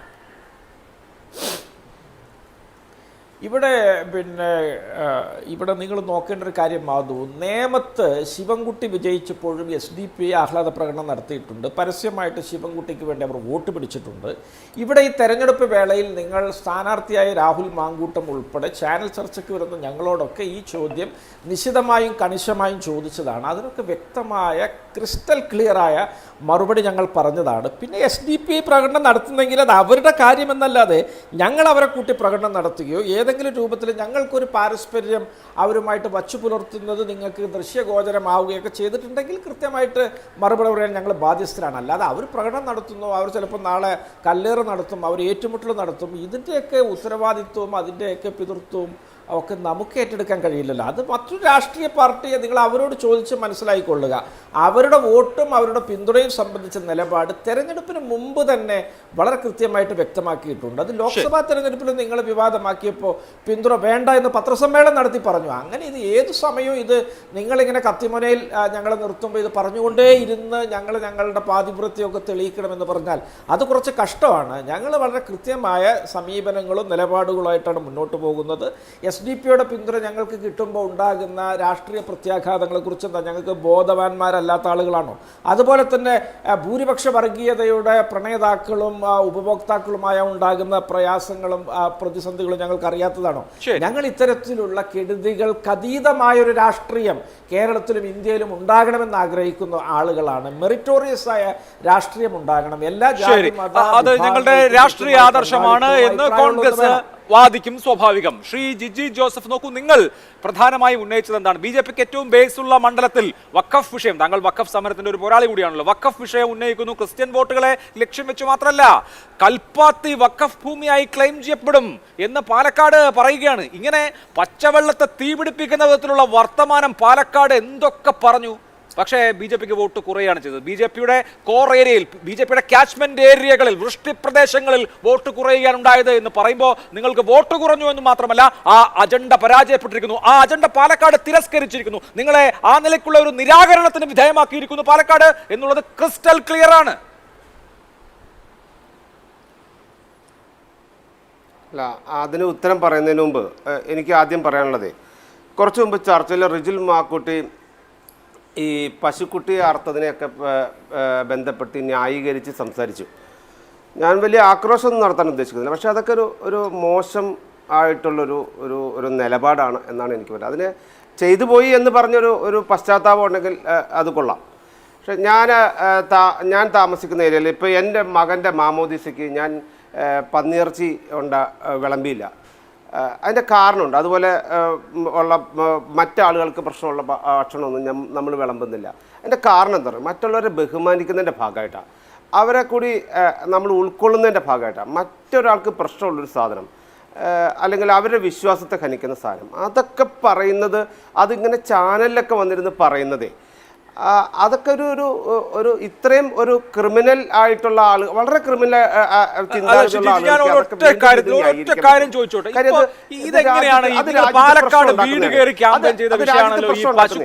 ഇത് ഇപ്പോഴെങ്ങാനും നടന്ന സംഭവമാണോ? ഈ ബീഫ് നിരോധനത്തെ പ്രശ്നം 2014 ഈ സംഭവം. എനിക്ക് ഓർമ്മയുണ്ട്, കണ്ണൂരിലാണ് ഈ സംഭവം. ഞാൻ പറയട്ടെ, ഇത് 2024 അവസാനിക്കാറ് 10 കൊല്ലം മുമ്പ് നടന്ന ഒരു പബ്ലിക് പ്രൊട്ടസ്റ്റ്. ഇപ്പോ ഇത് നിങ്ങൾ പാലക്കാട് വ്യാപകമായി ഉപയോഗിക്കണം. കോൺഗ്രസ് പാർട്ടി തന്നെ ആ വിഷയത്തിനകത്ത് അന്ന് യൂത്ത് കോൺഗ്രസിന്റെ നേതാവായിരുന്നു ഇദ്ദേഹം. അന്ന് കോൺഗ്രസ് പാർട്ടി തന്നെ അതിൽ തിരുത്തൽ നടപടികൾ എടുത്തൊരു വിഷയമാണ്. പണ്ട് നടന്ന 2014 നടന്ന ഒരു കാര്യം നിങ്ങൾ പ്രചണ്ഡമായി പാലക്കാട് പശുക്കുട്ടിയെ അർത്ഥവന്റെ ഇവിടെ വന്ന് വോട്ട് പിടിക്കുന്നു എന്ന് പറഞ്ഞിട്ട് പറയാണ്. ഇതാ ഇപ്പോൾ ചാനൽ ചർച്ചയിൽ ഉന്നയിക്കുകയാണ്. ഇങ്ങനത്തെ അജണ്ടയൊക്കെ അവിടെ ഉന്നയിച്ചത് പരാജയപ്പെട്ടില്ലേ എന്നുള്ളതാണ് എൻ്റെ ചോദ്യം. അല്ലെന്നേ, അങ്ങനെ അല്ലെന്നേ എൻ്റെത്. ഞാനിപ്പോൾ പറഞ്ഞത് അത് അങ്ങനെ പറയരുത് എന്നാണ് പറഞ്ഞത്. നമ്മൾ പരസ്പരം ബഹുമാനിക്കണം എന്നാണ് പറഞ്ഞത്. ഞാനല്ലാതെ വേറെ ഒന്നുമല്ല. പിന്നെ അവിടെ ക്യാമ്പയിൻ അതുപോലെ നടന്നിട്ടുണ്ടെങ്കിൽ അവിടെ നടന്ന ക്യാമ്പയിൻ മുഴുവൻ അഭിലാഷ് പറയാൻ പറ്റുമോ? അതുപോലെ ചെയ്തിട്ടുള്ളവർക്കും അതിനെ ന്യായീകരിച്ച് വീണ്ടും വീണ്ടും ഇറങ്ങിയവർക്കൊക്കെ ആ ക്യാമ്പയിൻ നേരിടേണ്ടി വരും. അത് ഞാൻ കഴിഞ്ഞ കാലഘട്ടങ്ങളിൽ ഒരു വലിയ 10 കൊല്ലം മുമ്പ് വലിയൊരു വിദ്വേഷ പ്രസംഗം നടത്തിയിട്ടുണ്ടെങ്കിൽ ആ പ്രസംഗം നിങ്ങൾ ഈ വർഷത്തെ ഞാൻ മത്സരിക്കുമ്പോഴോ ഞാൻ പ്രചരണത്തിന് മുമ്പിൽ എത്തുമ്പോഴോ നിങ്ങൾ എടുത്തിടും. അത് സ്വാഭാവികമാണ്. ഒരു ഭാഗമായി അങ്ങനെ ഒരു പരാമർശം ഉണ്ടാവുകയും അപ്പോഴുണ്ടായിരുന്ന പാനലിസ്റ്റ് അതിനെതിരെ ശബ്ദിക്കുകയും വലിയ ബഹളം ഉണ്ടാവുകയും ചെയ്താണ്. നമ്മൾ ഈ ചർച്ചയുടെ തുടക്കത്തിൽ അതിനുവേണ്ടി വലിയ സമയം അപഹരിക്കുന്നത് മോശമല്ലേ? ഞാൻ വളരെ സമാധാനത്തോടുകൂടി പറഞ്ഞാൽ അത് വീണ്ടും കൂട്ടി കൊണ്ടുവരുമ്പോഴാണ് ഈ പ്രശ്നം ഉണ്ടാകുന്നത്. ഞാനാ പറഞ്ഞത് നിർത്താനാണ് ഉദ്ദേശിച്ചത്. പിന്നെ നിങ്ങൾ പറഞ്ഞു ഈ മുനമ്പം വിഷയം, അത് നിങ്ങൾ എല്ലാവരും ഏറ്റെടുത്തു, നമ്മൾ പോരാളിയായി നിന്നു, എന്നിട്ടും അവിടെ ഏറ്റില്ല. അതൊക്കെ വെറുതെ പറയുന്നതാണ്. അവിടുത്തെ ആളുകൾക്ക് ആശങ്കയുണ്ട്. നിങ്ങൾ ഇപ്പോൾ പറഞ്ഞല്ലോ ബൂത്ത്, ഞാനൊരു കാര്യം പറയാം. ബൂത്ത് നമ്പർ 51 കൈകുത്തിപ്പറമ്പ് റാഫേൽ ഫൊറോന ചർച്ചിൻ്റെ ഓപ്പോസിറ്റ് ആയിട്ടുള്ള ബൂത്തിൽ അവിടെ ഞങ്ങൾക്ക് എല്ലായിടത്തും വോട്ട് കുറഞ്ഞപ്പോൾ അവിടെ ഞങ്ങൾക്ക് വോട്ട് കൂടി കേട്ടോ. അതുപോലെ തന്നെ ബൂത്ത് നമ്പർ 53 മേപ്പറമ്പ് മിഷൻ കോമ്പൗണ്ടിലും എല്ലായിടത്തും വോട്ട് കുറഞ്ഞപ്പോൾ ഞങ്ങൾക്ക് വോട്ട് കൂടി കേട്ടോ അവിടെ. അതുപോലെ തന്നെ 56-ാം ബൂത്ത് പള്ളിപ്പുറം സ്കൂള് ചക്കാമ്പാറ ചർച്ചിൻ്റെ അടുത്തുള്ളത്, അവിടുത്തെ വോട്ട് ഞങ്ങൾക്ക് കൂടി കേട്ടോ. അപ്പോൾ നിങ്ങൾ ഈ മറ്റേ ഇപ്പോൾ പ്രകടനം നടത്തുന്നുണ്ടല്ലോ, ഞാൻ അതിനെക്കുറിച്ച് ഞാൻ കൂടുതലായിട്ടൊന്നും പറഞ്ഞില്ല. ഇപ്പോൾ പ്രകടനം നടത്തുന്നവർ ഒരു കാലത്ത് പാലാ ബിഷപ്പ് ഹൗസിലേക്ക് ആക്രോശിച്ചുകൊണ്ട് ഓടി അടുത്തവരാണ്. ഇതൊക്കെ ഞങ്ങൾ പ്രത്യേകിച്ച് ഇതിനെക്കുറിച്ച് ഒന്നും പറയണ്ട. CPM പറയുന്നത് പറഞ്ഞോട്ടെ, ബാക്കി ഒന്നും പറയുന്നില്ല. പ്രൊഫസർ ജോസഫ് സാറിൻ്റെ കൈവെട്ടിയ പാർട്ടി പ്രകടനം നടത്തുമോ, ഞങ്ങൾക്ക് പിന്തുണ തരുമോ, എന്ത് വേണേ ആയിക്കോട്ടെ, ഇതൊക്കെ നിങ്ങൾ സ്വീകരിച്ചോ. പക്ഷേ ഇതിൻ്റെ ദൂരവ്യാപകമായ ഭവിഷ്യത്ത് ഇവിടുത്തെ ചിന്തിക്കുന്ന ജനം നിങ്ങൾക്ക് നൽകും എന്നുള്ളതിൽ ഒരു തർക്കവുമില്ല. അതിന് ഞങ്ങൾ ഇനി അതിനകത്ത് അധികം പൊലിപ്പിച്ച് പറയേണ്ട ആവശ്യമൊന്നുമില്ല. ആളുകൾ കാണുന്നുണ്ട്, ആളുകൾ എല്ലാ ചാനലും കാണുന്നുണ്ട്, ആളുകൾ വാർത്തകൾ ശ്രദ്ധിക്കുന്നുണ്ട്, നിങ്ങളുടെ ന്യായീകരണങ്ങൾ ശ്രദ്ധിക്കുന്നുണ്ട്. ഇതെല്ലാം ഒരു ഉപതെരഞ്ഞെടുപ്പല്ല ഈ കേരളത്തിന്റെ ഭാവി, അത് നിങ്ങൾ മനസ്സിലാക്കണം. ശരി, ശ്രീ PM വോട്ടുമായി ബന്ധപ്പെട്ട് CPM ഏറ്റവും വലിയ വിമർശനം കോൺഗ്രസിനെതിരെ ഉന്നയിക്കുന്ന ഒരു ഘട്ടമായിരുന്നു. ശ്രീ നൌഷാദ് അലി ചൂണ്ടിക്കാണിക്കുകയാണ്, വി ശിവൻകുട്ടിക്ക് വേണ്ടി SDPI നേരിട്ട് വോട്ട് പിടിച്ചിട്ടുണ്ട്, ആഹ്ലാദ പ്രകടനം നടത്തിയിട്ടുണ്ട്. നിങ്ങൾ എവിടെയൊക്കെ SDPIയുമായി ചേർന്ന് ഭരിക്കുന്നുണ്ട്, മുന്നോട്ട് പോകുന്നുണ്ട് എന്നുള്ളതൊക്കെ. ഈ SDPI ബന്ധം എന്ന് പറയുന്നത് കാലാകാലങ്ങളിൽ അവനവന്റെ അധികാരത്തിന് വേണ്ടി കൂടുതൽ വോട്ടിന് വേണ്ടി ഉപയോഗിക്കുന്ന ഒന്ന് മാത്രമാണെന്ന പരസ്പര ആരോപണം. അതായത് അദ്ദേഹം പറഞ്ഞത് പച്ച കള്ളാണെന്നുള്ളതാണ് ആദ്യം സൂചിപ്പിക്കാനുള്ളത്. ഞങ്ങളൊരു ഘട്ടത്തിലും SDPIയുടെ എന്താ പറയുക പിന്തുണ സ്വീകരിക്കുന്നതിന് വേണ്ടി പോയിട്ടില്ലെന്ന് മാത്രമല്ല, എല്ലാ ഘട്ടത്തിലും അതിനെ വളരെ ശക്തമായി തന്നെ തള്ളിപ്പറയുകയും ഈ നാടിനകത്ത് ഭിന്നിപ്പുണ്ടാക്കുന്നതിന് വേണ്ടിയും മതവർഗീയത പ്രചരിപ്പിക്കുന്നതിന് വേണ്ടിയും നിരന്തരം ശ്രമിച്ചുകൊണ്ടിരിക്കുന്ന സംഘടനയാണ് SDPIയും സമാനമായ നിലയിൽ തന്നെ RSSും എന്നുള്ള അഭിപ്രായം ഈ നാടിന് മുൻപിൽ ആവർത്തിച്ച് പറഞ്ഞുകൊണ്ടിരിക്കുന്ന ആളുകളാണ് ഞങ്ങൾ. ഇപ്പോൾ അദ്ദേഹം പറഞ്ഞു എന്നുള്ളത് ഞാൻ എൻ്റെ ശ്രദ്ധയിൽപ്പെട്ടില്ല. മാധു ഇപ്പോൾ പറഞ്ഞു എവിടെയൊക്കെ SDPI പിന്തുണയോടുകൂടെ ഭരിക്കുന്നുണ്ട്. അങ്ങനെ ഒരിടത്തും ഭരിക്കുന്നില്ല. ഒരിടത്തും ആ നിലയിൽ ഭരണം മുന്നോട്ട് പോകേണ്ടതില്ല എന്നുള്ളത് ഞങ്ങളുടെ രാഷ്ട്രീയ തീരുമാനമാണ്. ഇപ്പോൾ കഴിഞ്ഞ പഞ്ചായത്ത് തെരഞ്ഞെടുപ്പുമായി ബന്ധപ്പെട്ട് ത്രിതല പഞ്ചായത്ത് തെരഞ്ഞെടുപ്പിൻ്റെ തുടർച്ചയിൽ പലയിടങ്ങളിലും ഈ പറഞ്ഞ പ്രസിഡന്റ് തെരഞ്ഞെടുപ്പിൽ, വൈസ് പ്രസിഡന്റ് തെരഞ്ഞെടുപ്പിൽ ചിലയിടങ്ങളിൽ BJP വോട്ട് ചെയ്യുന്ന നിലയുണ്ടായിട്ടുണ്ട്, ചിലയിടങ്ങളിൽ SDPI വോട്ട് ചെയ്യുന്ന നിലയുണ്ടായിട്ടുണ്ട്. ഞങ്ങൾ ആ ഘട്ടത്തിൽ എടുത്തിട്ടുള്ള തീരുമാനം ഞങ്ങൾക്ക് ഈ വോട്ട് വേണ്ട എന്നുള്ളത് മാത്രമല്ല, അങ്ങനെ ഏതെങ്കിലും ഘട്ടത്തിൽ ഞങ്ങൾ ആവശ്യപ്പെടാതെ ഇവർ ഞങ്ങൾക്ക് വോട്ട് ചെയ്യുന്ന നില ഉണ്ടായാൽ തൊട്ടടുത്ത ഘട്ടത്തിൽ തന്നെ ആ സ്ഥാനം രാജിവെച്ച് പുറത്തേക്ക് വരണം എന്നുള്ളതാണ് ഞങ്ങളുടെ തീരുമാനം. ആ തീരുമാനം അനുസരിച്ചാണ് ഈ പറഞ്ഞ പോലെ ഞങ്ങൾ കേരളത്തിനകത്ത് മുന്നോട്ട് പോയിക്കൊണ്ടിരിക്കുന്നത് എന്നുള്ളതിനകത്തൊരു തർക്കവും വേണ്ട. അദ്ദേഹം നേരത്തെ സൂചിപ്പിക്കുകയാണ് ഞങ്ങൾക്ക് SDPI ആയിട്ടൊരു ബന്ധമില്ല, അവരാരെങ്കിലും പ്രകടനം നടത്തി കഴിഞ്ഞാൽ ഞങ്ങൾ എന്ത് ചെയ്യാനാ എന്നുള്ളൊക്കെ വാദം, അല്ലെങ്കിൽ ഞങ്ങളതിനെ തള്ളിപ്പറഞ്ഞു എന്ന നിലയിലേക്കൊക്കെയുള്ള വാദം കോൺഗ്രസിൻ്റെ പ്രതിനിധി ഇന്നിപ്പോൾ തെരഞ്ഞെടുപ്പൊക്കെ പൂർത്തീകരിച്ചതിന് ശേഷം, റിസൾട്ട് വന്നതിന് ശേഷം വന്നിരുന്ന് പറയുന്നത് കേൾക്കുമ്പോൾ ഈ കഴിഞ്ഞ നാളുകളിലൊക്കെ ഈ നാട് ഇത് കണ്ടുകൊണ്ടിരിക്കുകയല്ലേ സാറേ.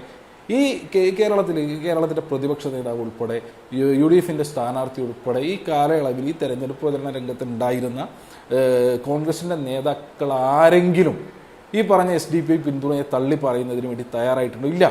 എത്ര ആവർത്തി നിങ്ങൾ മാധ്യമപ്രവർത്തകർ തന്നെ ഇവരോട് ചോദിക്കുന്ന നിലയുണ്ടായിട്ടുണ്ട്. SDPI ഇങ്ങനെ പിന്തുണ പ്രഖ്യാപിച്ചിട്ടുണ്ടല്ലോ, എന്താ നിങ്ങളുടെ നിലപാട് എന്ന് ചോദിക്കുന്ന ഘട്ടത്തിൽ ആ ചോദ്യത്തിൽ നിന്ന് വഴുതി മാറിപ്പോകുന്ന കാഴ്ചയായിരുന്നില്ലേ നമ്മൾ കണ്ടുകൊണ്ടേയിരുന്നത്? അതായിരുന്നു ഇവർ സ്വീകരിച്ചുകൊണ്ടിരുന്ന നിലപാട്. ഈ തെരഞ്ഞെടുപ്പിനിടയിലാണ് SDPIയുടെ സംസ്ഥാന പ്രസിഡന്റ് പത്രസമ്മേളനം നടത്തി അദ്ദേഹം പറഞ്ഞു 2019 പാർലമെന്റ് തെരഞ്ഞെടുപ്പിന് മുൻപേ ഞങ്ങൾ സംസാരിച്ചിരുന്നു, ധാരണ ഉണ്ടാക്കിയിരുന്നു. 2024 പാർലമെന്റ് തെരഞ്ഞെടുപ്പിന്റെ ഘട്ടത്തിൽ ഞങ്ങൾ സംസാരിച്ചിരുന്നു, ധാരണ ഉണ്ടാക്കിയിരുന്നു. ഈ ഘട്ടത്തിലൊക്കെ ഇതിനെ തള്ളി പറയുന്നതിന് വേണ്ടി തയ്യാറായിട്ടുണ്ടോ? ഇതിൽ ഉള്ള വിഷയം എന്താ വെച്ചാൽ, എന്താ പറയുക, നാടിന് അംഗീകരിക്കാൻ വേണ്ടി പറ്റില്ലാത്ത ഒരു കൂട്ടാണ്, ഭിന്നിപ്പുണ്ടാക്കാൻ വേണ്ടി ശ്രമിക്കുന്ന കൂട്ടാണ്. ഇവരെ മുഖ്യധാരയിലേക്ക് കൊണ്ടുവരുന്നതിന് വേണ്ടി ഇവർ സ്വീകാര്യരാണ് എന്ന ഒരു പൊതുചിത്രം ഉണ്ടാക്കുന്നതിന് വേണ്ടിയിട്ടുള്ള ഇടപെടൽ കൂടിയാണ് ഈ ചെയ്തുകൊണ്ടിരിക്കുന്നത്. അതിൻ്റെ അപകടം ചെറുതല്ല എന്ന് മനസ്സിലാക്കാൻ വേണ്ടി നമ്മൾ തയ്യാറാവണ്ടേ? ഇനി പോട്ടെ, ഈ പറയുന്ന കോൺഗ്രസിൻ്റെ ഇപ്പോൾ നേരത്തെ ഈ ദിവസങ്ങളിലൊക്കെ ഇവിടെ പ്രവർത്തിച്ചുകൊണ്ടിരിക്കുന്ന ഈ SDPI പിന്തുണ ഇങ്ങനെ സ്വീകരിച്ച് അവരെ ഇങ്ങനെ ഓമനിച്ചിരിക്കുന്ന ആളുകൾ നിങ്ങൾ മറന്നുപോയിട്ടുണ്ടാവില്ലല്ലോ. കോൺഗ്രസിൻ്റെ തന്നെ നിങ്ങളുടെ സഹപ്രവർത്തകനായിരുന്നില്ലേ പുന്ന നൌഷാദ് ചാവക്കാട്? ഇതേ പുന്ന നൌഷാദിൻ്റെ വീടിൻ്റെ മുൻപിൽ പോയി നിന്നിട്ട് ഈ പറഞ്ഞ SDPI താരാട്ട് പാടുന്നതിന് വേണ്ടി നിങ്ങൾക്ക് കഴിയും? ഇപ്പൊ ഈ നിലയിൽ നിങ്ങൾ ചെയ്തിട്ടുള്ള ഈ പറഞ്ഞ SDPI പിന്തുണ, SDPI ഉൾപ്പെടെയുള്ള സംവിധാനങ്ങളെ, ഈ വർഗീയ ശക്തികളെ എന്താ പറയുക അങ്ങനെ നോർമലൈസ് ചെയ്യുന്നതിന് വേണ്ടിയിട്ട് നടത്തിക്കൊണ്ടിരിക്കുന്ന ശ്രമം അത് സമൂഹത്തിനാകെ ആപത്താണെന്നും അപകടമാണെന്നും നിങ്ങൾ തിരിച്ചറിയാൻ വേണ്ടി തയ്യാറാവണം. താൽക്കാലിക തെരഞ്ഞെടുപ്പ് നേട്ടത്തിന് വേണ്ടി, താൽക്കാലിക തെരഞ്ഞെടുപ്പ് ലാഭത്തിന് വേണ്ടി ചെയ്തുകൊണ്ടിരിക്കുന്നത് മതേതര കേരളത്തെ തകർക്കുന്നതിന് വേണ്ടിയിട്ടുള്ള ശ്രമമാണ് എന്ന് കോൺഗ്രസും മനസ്സിലാക്കിയിട്ടില്ല എന്നുണ്ടെങ്കിൽ ദൂരവ്യാപകമായിട്ടുള്ള പ്രത്യാഘാതം വേണ്ട. തീർച്ചയായിട്ടും എന്തൊക്കെ മാറ്റങ്ങൾ, കേവലം ഒരു ഉപതെരഞ്ഞെടുപ്പ് ജയിക്കുക എന്നുള്ളത് മാത്രമല്ല അതിനപ്പുറത്തുള്ള കാര്യങ്ങൾ. പക്ഷേ എനിക്ക് തോന്നുന്നു നമുക്കൊരു ഇടവേള ആവശ്യമുണ്ടെന്ന് തോന്നുന്നു. ഇടവേളയ്ക്ക് ശേഷം നമുക്ക് മറ്റ് വിഷയങ്ങളിലേക്ക് കൂടി വരാം. ഇത് മാത്രമല്ലല്ലോ തെരഞ്ഞെടുപ്പ് വിശകലനം.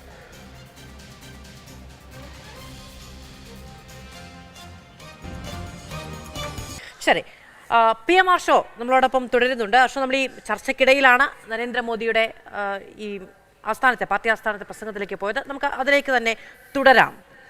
നമുക്കിപ്പോൾ ചേലക്കരയിൽ നിങ്ങൾക്ക് നിങ്ങളുടെ കോട്ട ഉറപ്പിക്കാൻ കഴിഞ്ഞിരിക്കുന്നു. നേരത്തെ കോൺഗ്രസ് ചോദിക്കുന്നുണ്ടായിരുന്നു, നിങ്ങൾക്ക് കഴിഞ്ഞ തവണത്തെ ഭൂരിപക്ഷമൊന്നും പുലർത്താൻ കഴിഞ്ഞില്ലല്ലോ എന്നുള്ളത്. ഒരു CPM-ന്റെ തന്നെ വോട്ടുകൾ, അല്ല കോൺഗ്രസിന് തന്നെ വോട്ടുകൾ സമാഹരിക്കാൻ കഴിയുന്ന ഒരു സ്ഥാനാർത്ഥിയെയാണ് നിങ്ങൾക്ക് സ്വന്തമായി കിട്ടിയത്. പി സരിൻ സ്ഥാനാർത്ഥിയായപ്പോഴാണ് പാലക്കാട് തെരഞ്ഞെടുപ്പ് ഒരു ത്രികോണ പോരിലേക്ക് വന്നത് എന്നതടക്കമുള്ള അവകാശവാദങ്ങളാണ് CPM കഴിഞ്ഞ ദിവസങ്ങളിലൊക്കെ മുന്നോട്ട് വെച്ചിരുന്നത്. എവിടെയാണ് ത്രികോണ പോരാട്ടം? അല്ല, ഞങ്ങൾ നല്ല മത്സരം കാഴ്ചവെച്ചു എന്നുള്ളത് തന്നെയാണ് ഞങ്ങളുടെ വിലയിരുത്തൽ. ഞങ്ങൾ നല്ല മത്സരം കാഴ്ചവെച്ചു, അത്യാവശ്യം നല്ല നിലയ്ക്ക് പെർഫോം ചെയ്തു. എന്നാലും ഞങ്ങൾ വിചാരിച്ച നിലയിലേക്ക് അതിന് റിസൾട്ട് ഉണ്ടാക്കാൻ വേണ്ടി കഴിഞ്ഞില്ല. ആ റിസൾട്ട് ഉണ്ടാക്കാൻ വേണ്ടി കഴിഞ്ഞില്ല എന്നുള്ളതിനെയും ഞങ്ങൾ അംഗീകരിക്കുകയാണ്. ഇപ്പോൾ അങ്ങ് സൂചിപ്പിച്ചല്ലോ ചേലക്കരയിൽ ഇപ്പോൾ ചേലക്കരയിലെ തെരഞ്ഞെടുപ്പ് ഫലവും അതേപോലെ തന്നെ പാലക്കാട്ടെ തെരഞ്ഞെടുപ്പ് ഫലവും ഒക്കെ സൂചിപ്പിക്കുന്ന 2016 ഏകദേശം ഒരേ കണക്കിലേക്ക് ഈ രണ്ട് തെരഞ്ഞെടുപ്പുകളുടെയും ഫലം വരുന്നുണ്ട് എന്നുള്ളതാണ്. അപ്പോൾ നിങ്ങൾക്ക് വല്ലാതെ സ്ഥാപിക്കാൻ വേണ്ടി ശ്രമിച്ച ഭരണവിരുദ്ധ വികാരം എന്നുള്ളതിനൊക്കെ അപ്പുറത്ത് 2016 നിയമസഭാ തെരഞ്ഞെടുപ്പിൻ്റെ ഘട്ടത്തിൽ എന്താണോ കേരളത്തിലെ ജനങ്ങൾ ചിന്തിച്ചിരുന്നത്, ഏകദേശം സമാനമായ നിലയിൽ തന്നെയാണ് കേരളത്തിലെ ജനങ്ങളുടെ ചിന്ത നിലവിൽ എന്നുള്ളത് കൂടി പറഞ്ഞ് വെക്കുന്ന ഒരു തെരഞ്ഞെടുപ്പ് ഫലമായിട്ട് കൂടി ഇതിനെ കാണുകയാണ്. ഇപ്പോൾ ചേലക്കരയിൽ കഴിഞ്ഞ തവണ ഈ പറഞ്ഞ സൂചിപ്പിച്ചതുപോലെ തന്നെ 2021 വലിയ മാർജിൻ 39,000-ഓളം വരുന്ന മാർജിൻ ലഭ്യമാകുന്ന നില ഉണ്ടായിരുന്നു എന്നുള്ളതിൽ തർക്കമില്ല. 2016 ഇതിനു മുൻപ് സഖാവ് UR പ്രദീപ് തന്നെ അവിടെ മത്സരിക്കുന്നത്. അന്ന് ഉണ്ടായിരുന്ന ലീഡ് ഏകദേശം 10,000 വോട്ടിൻ്റെ ലീഡായിരുന്നു 2016 ഉണ്ടായിരുന്നത്. 2021 വരുമ്പോൾ ചിത്രം മാറുന്നുണ്ട്. അതായത് സഖാവ് K രാധാകൃഷ്ണൻ അവിടെ വീണ്ടും സ്ഥാനാർത്ഥിയായി വരുന്നു. 2021 എന്താ പറയുക, വലിയ ഇടതുപക്ഷ തരംഗമുണ്ടാകുന്നു. സ്വാഭാവികമായും അതെല്ലാം കഴിഞ്ഞപ്പോൾ 2024 തൊട്ട് മുമ്പ് നടന്ന പാർലമെന്റ് ഇലക്ഷനിൽ ഞങ്ങൾക്ക് കേവലം 5,000 വോട്ടിൻ്റെ മാത്രം ലീഡാണ് അവിടെ ഉണ്ടായിരുന്നത്. അവിടെ നിന്നാണ് ഞങ്ങൾ ഇന്ന് 12,000-ന് മുകളിലേക്ക് ലീഡ് വർദ്ധിപ്പിക്കുന്ന ഒരു നില ഉണ്ടായിരുന്നത്. ഇപ്പോൾ മാതൃഭൂമിയുടെ തന്നെ ചർച്ചയിൽ പങ്കെടുക്കുന്ന ഘട്ടത്തിൽ കോൺഗ്രസിൻ്റെ അവകാശവാദം അല്ലെങ്കിൽ വിവിധ മാധ്യമ പ്രവർത്തകർ ഉൾപ്പെടെ വിശകലനം ചെയ്തതൊക്കെ നമ്മുടെ ശ്രദ്ധയിലുണ്ടായിരുന്നില്ലേ? ചേലക്കരയിൽ ഈ പറഞ്ഞ പോലെ മാസങ്ങൾ നീണ്ടു നിന്ന UDF-ന്റെ മെഷീനറിയുടെ പ്രവർത്തനം, വളരെ ചിട്ടയായിട്ടുള്ള പ്രവർത്തനം ചേലക്കര ഇതാ മറിയാൻ വേണ്ടി പോവാണ്. ഇവരുടെ പ്രധാനപ്പെട്ട AICC general secretary Shri KC Venugopal അടക്കമുള്ള ആളുകൾ നടത്തിയിട്ടുള്ള സ്റ്റേറ്റ്മെന്റ് ഒക്കെ നമ്മുടെ മുൻപിൽ ഉണ്ടല്ലോ. തീർച്ചയായിട്ടും കോൺഗ്രസ് എണ്ണയിട്ട യന്ത്രം പോലെ അവിടെ പ്രവർത്തിച്ചിട്ടുണ്ട്. നമുക്ക് അതിനെ നിരാകരിക്കാനില്ല. എനിക്ക് അവിടെയുള്ള ചോദ്യം ശ്രീ നൌഷാദ് അലി അങ്ങയോടാണ്. ഇപ്പോൾ ഈ ചേലക്കരയിൽ ഞങ്ങൾ 40,000 വോട്ട് 10,000 വോട്ടാക്കിയില്ലേ, 12,000 വോട്ടാക്കിയില്ലേ എന്നുള്ളത് നോക്കൂ. അത് ഒരൊറ്റ 2021 ഒരൊറ്റ കോണ്ടെക്സ്റ്റിൽ, അതായത് പോസ്റ്റ് കോവിഡ് സിനാരിയോയിൽ തെരഞ്ഞെടുപ്പ് നടന്ന ആ വർഷത്തിൽ മാത്രം ബാധകമായ കാര്യമാണ്. നമ്മൾ 96 മുതൽ, അതായത് ഇടതുമുന്നണി അവിടെ ജയിക്കാൻ തുടങ്ങിയ കാലം മുതലുള്ള കണക്കെടുത്ത് നോക്കൂ, അല്ലെങ്കിൽ മണ്ഡല പുനർനിർണ്ണയത്തിന് ശേഷമുള്ള 2011 മുതലുള്ള കണക്കെടുത്ത് നോക്കൂ. ഇപ്പോൾ കല്യാശ്ശേരി, പയ്യന്നൂർ എന്നൊക്കെ പറയാൻ പറ്റുന്നത് പോലെ CPM-ന്റെ പാർട്ടി ഗ്രാമമൊന്നും അല്ല ചേലക്കര. ചേലക്കര ഒരു ഫൈറ്റിംഗ് സീറ്റാണ്, CPM-ന് എഡ്ജുള്ള ഒരു ഫൈറ്റിംഗ് സീറ്റാണ് ചേലക്കര എന്നിരിക്കെ ഈ 12,000 വോട്ടിന് അവിടെ വീണ്ടും അവർ തെരഞ്ഞെടുക്കപ്പെടുക, സിറ്റിംഗ് സീറ്റ് നിലനിർത്തുക എന്ന് പറയുന്നത് ഒരു രാഷ്ട്രീയ വിജയമാണ്. എന്തുകൊണ്ട് 8.5 കൊല്ലം ഭരിച്ച ഒരു സർക്കാരിനെതിരെ ഉണ്ടാകുന്ന വികാരം അവിടെ പ്രയോജനപ്പെടുത്താതെ നിങ്ങൾ പിന്നോട്ട് വീണു? വളരെ ഫെമിലിയറായ അതെ, ഒരു തവണ MP ആയും കഴിഞ്ഞ തവണ പാർലമെന്റിലേക്ക് മത്സരിച്ച ആ മേഖലയിൽ ഫെമിലിയർ ആയ ഒരു കാൻഡിഡേറ്റിനെ നിർത്തിയിട്ട് പോലും, നിർത്താവുന്ന ഏറ്റവും നല്ല കാൻഡിഡേച്ചർ അവിടെ ഉണ്ടായിട്ട് പോലും നിങ്ങൾ 12,201 വോട്ടിന് തോറ്റുപോയി എന്നുള്ളത് എന്തുകൊണ്ട് എന്ന് ആലോചിക്കുന്നുണ്ടോ?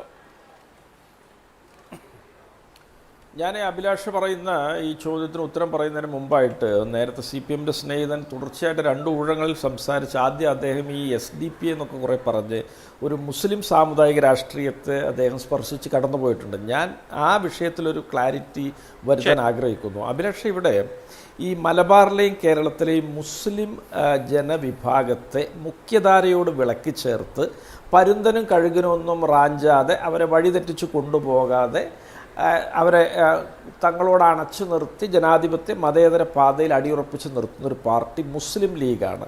അതാർക്കും തർക്കമില്ലാത്ത കേരളീയ പൊതുസമൂഹത്തിന് ബോധ്യമുള്ളൊരു കാര്യമാണ്. ഈ ലീഗിനെ നിരന്തരമായിട്ട് ദുർബലപ്പെടുത്താൻ 10-30 വർഷങ്ങൾക്ക് മുമ്പ് തന്നെ അന്ന് മഅദനി സേട്ടു ഇങ്ങനെയൊക്കെയുള്ള ഘടകങ്ങളൊക്കെ ഉപയോഗിച്ച് കാലങ്ങൾ താണ്ടുമ്പോൾ പരീക്ഷണങ്ങൾ മാറ്റി പിടിച്ച് ഇവർ ഈ പറയുന്ന ജമാഅത്ത് ഇസ്ലാമി, SDP സകലമാന ആളുകളെയും പലതവണയായിട്ട് ആലിംഗനം ചെയ്ത് ദുർബലപ്പെടുത്താൻ പറ്റുമോ എന്നൊക്കെ നോക്കി നടക്കുന്നവരാണ് CPM. കഴിഞ്ഞ ലോക്സഭാ തെരഞ്ഞെടുപ്പിലും പൊന്നാനി പോലുള്ള സ്ഥലങ്ങളിൽ അവർ ആ പരീക്ഷണം ആവർത്തിച്ചിരുന്നു. അപ്പോൾ ഇവിടുത്തെ ജനങ്ങൾ ജാതിമത ഭേദമന്യേ അവർക്ക് തിരിച്ചടി നൽകുകയാണ് ചെയ്യാറുള്ളത്. അപ്പോൾ ഇവിടെ ഞങ്ങളെ സംബന്ധിച്ചിടത്തോളം ഒരു മുസ്ലിം സാമുദായിക പാർട്ടി എന്ന നിലക്കാണെങ്കിൽ മുസ്ലിം ലീഗിൻ്റെ സാന്നിധ്യം തന്നെ ഞങ്ങൾക്കുണ്ട്.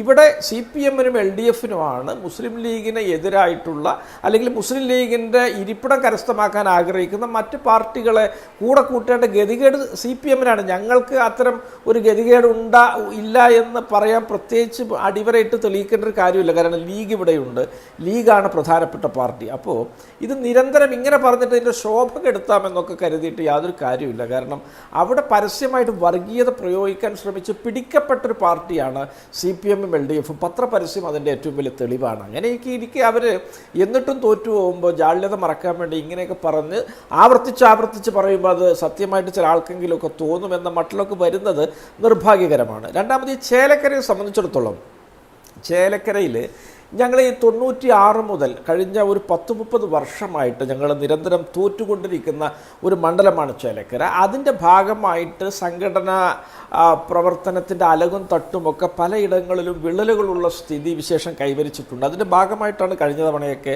വലിയ വോട്ടിൽ ഞങ്ങൾ തോറ്റുപോയിട്ടുള്ളത്. അവിടെ ഞങ്ങൾ ചിട്ടയായ പ്രവർത്തനം നടത്തി വളരെ കൃത്യമായ തെരഞ്ഞെടുപ്പ് തന്ത്രങ്ങളും ഇടപെടലുകളും നടത്തി ഞങ്ങൾ വലിയൊരു മുന്നേറ്റം കൈവരിച്ചു എന്നുള്ളതിന് തെളിവാണ് ഇപ്പോൾ ലഭിച്ച ഈ പറഞ്ഞ 12,000 വോട്ടിൻ്റെ വ്യത്യാസം. തീർച്ചയായിട്ടും അവിടെ മെച്ചപ്പെടുത്തേണ്ടതുമായിട്ടുള്ള ഒരുപാട് കാര്യങ്ങളുണ്ട്. അവിടെ CPM-നെ സംബന്ധിച്ചിടത്തോളം അവരൊരു ഭരണവിരുദ്ധ വികാരമില്ല എന്ന് പറഞ്ഞാൽ അവരുടെ 80,000 ചില്ലാനം വരുന്ന വോട്ടുകൾ അവിടെ 10-25,000 മുകളിൽ അവിടെ കുറഞ്ഞു പോയിട്ടുണ്ട് കഴിഞ്ഞ നിയമസഭയെ അപേക്ഷിച്ച് എന്നുള്ളൊരു ചിത്രമുണ്ട്. അവരുടെ ഭൂരിപക്ഷം കുറഞ്ഞു പോയിട്ടുണ്ട്. അപ്പോൾ അത്തരത്തിലുള്ളൊരു സ്റ്റാറ്റിസ്റ്റിക്സ് ഞങ്ങൾക്കാണ് അനുകൂലം. പക്ഷേ എന്നാലും അവിടെ മുന്നേറേണ്ടതായിരുന്നു എന്നുള്ള ഒരു സത്യം അംഗീകരിക്കുക തന്നെ ചെയ്യുന്നു. അത് കൃത്യമായിട്ട് വിശകലനം ചെയ്യുകയും പഠിക്കുകയൊക്കെ ചെയ്ത് നാളുകളിൽ ജാഗ്രതയോടുകൂടി മുന്നോട്ട് പോകും. കേരളത്തിന്റെ മറ്റൊരു പ്രധാന രാഷ്ട്രീയ സന്ദേശം പറഞ്ഞോട്ടെ. എനിക്ക് ഒറ്റ കാര്യമാണ് പറയാനുള്ളത്. നേരത്തെയും ഇവിടെ ഉയർത്തപ്പെട്ട വിമർശനത്തിന് അവർ മറുപടി പറഞ്ഞില്ല. എന്തുകൊണ്ട് ഈ തെരഞ്ഞെടുപ്പിൽ ഉടനീളം SDP-യുടെ ജമാഅത്ത് ഇസ്ലാമിയുടെ വോട്ട് വേണ്ട എന്ന നിലപാട് ക്ലാരിറ്റിയോടുകൂടി പൊതുസമൂഹത്തിന് മുൻപിൽ പറഞ്ഞു പോകുന്നതിന് എന്തുകൊണ്ട് തയ്യാറായില്ല എന്നുള്ള കാര്യത്തിന് അദ്ദേഹം ഞങ്ങൾക്ക്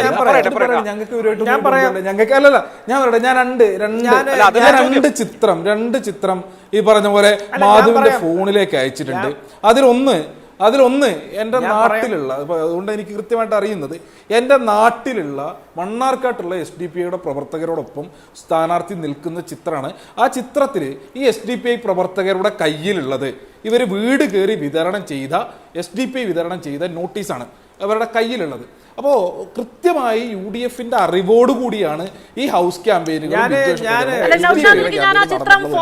രണ്ടാമത്തെ ചിത്രം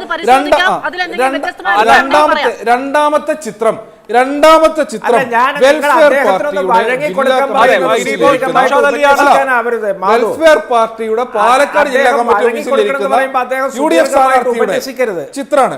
ഇവർ പരസ്യമായിട്ട് ശരി, സമാധാനം പറയും. താങ്കൾ വഴങ്ങാൻ ആവശ്യപ്പെട്ടു, വഴങ്ങി. അതിനുള്ള സമാധാനം പറയട്ടെ. അല്ല, ഇവിടെ ഞാനൊരു കാര്യം പറയട്ടെ. ഇവർക്ക് ഈ തെരഞ്ഞെടുപ്പിന് മുമ്പ് ഈ ചിത്രം ഇവർക്ക് പരസ്യപ്പെടുത്താമായിരുന്നല്ലോ, ഇവർക്ക് ഉപയോഗിക്കാമായിരുന്നല്ലോ. എന്തുകൊണ്ട് ഇവർ ഉപയോഗിച്ചില്ല?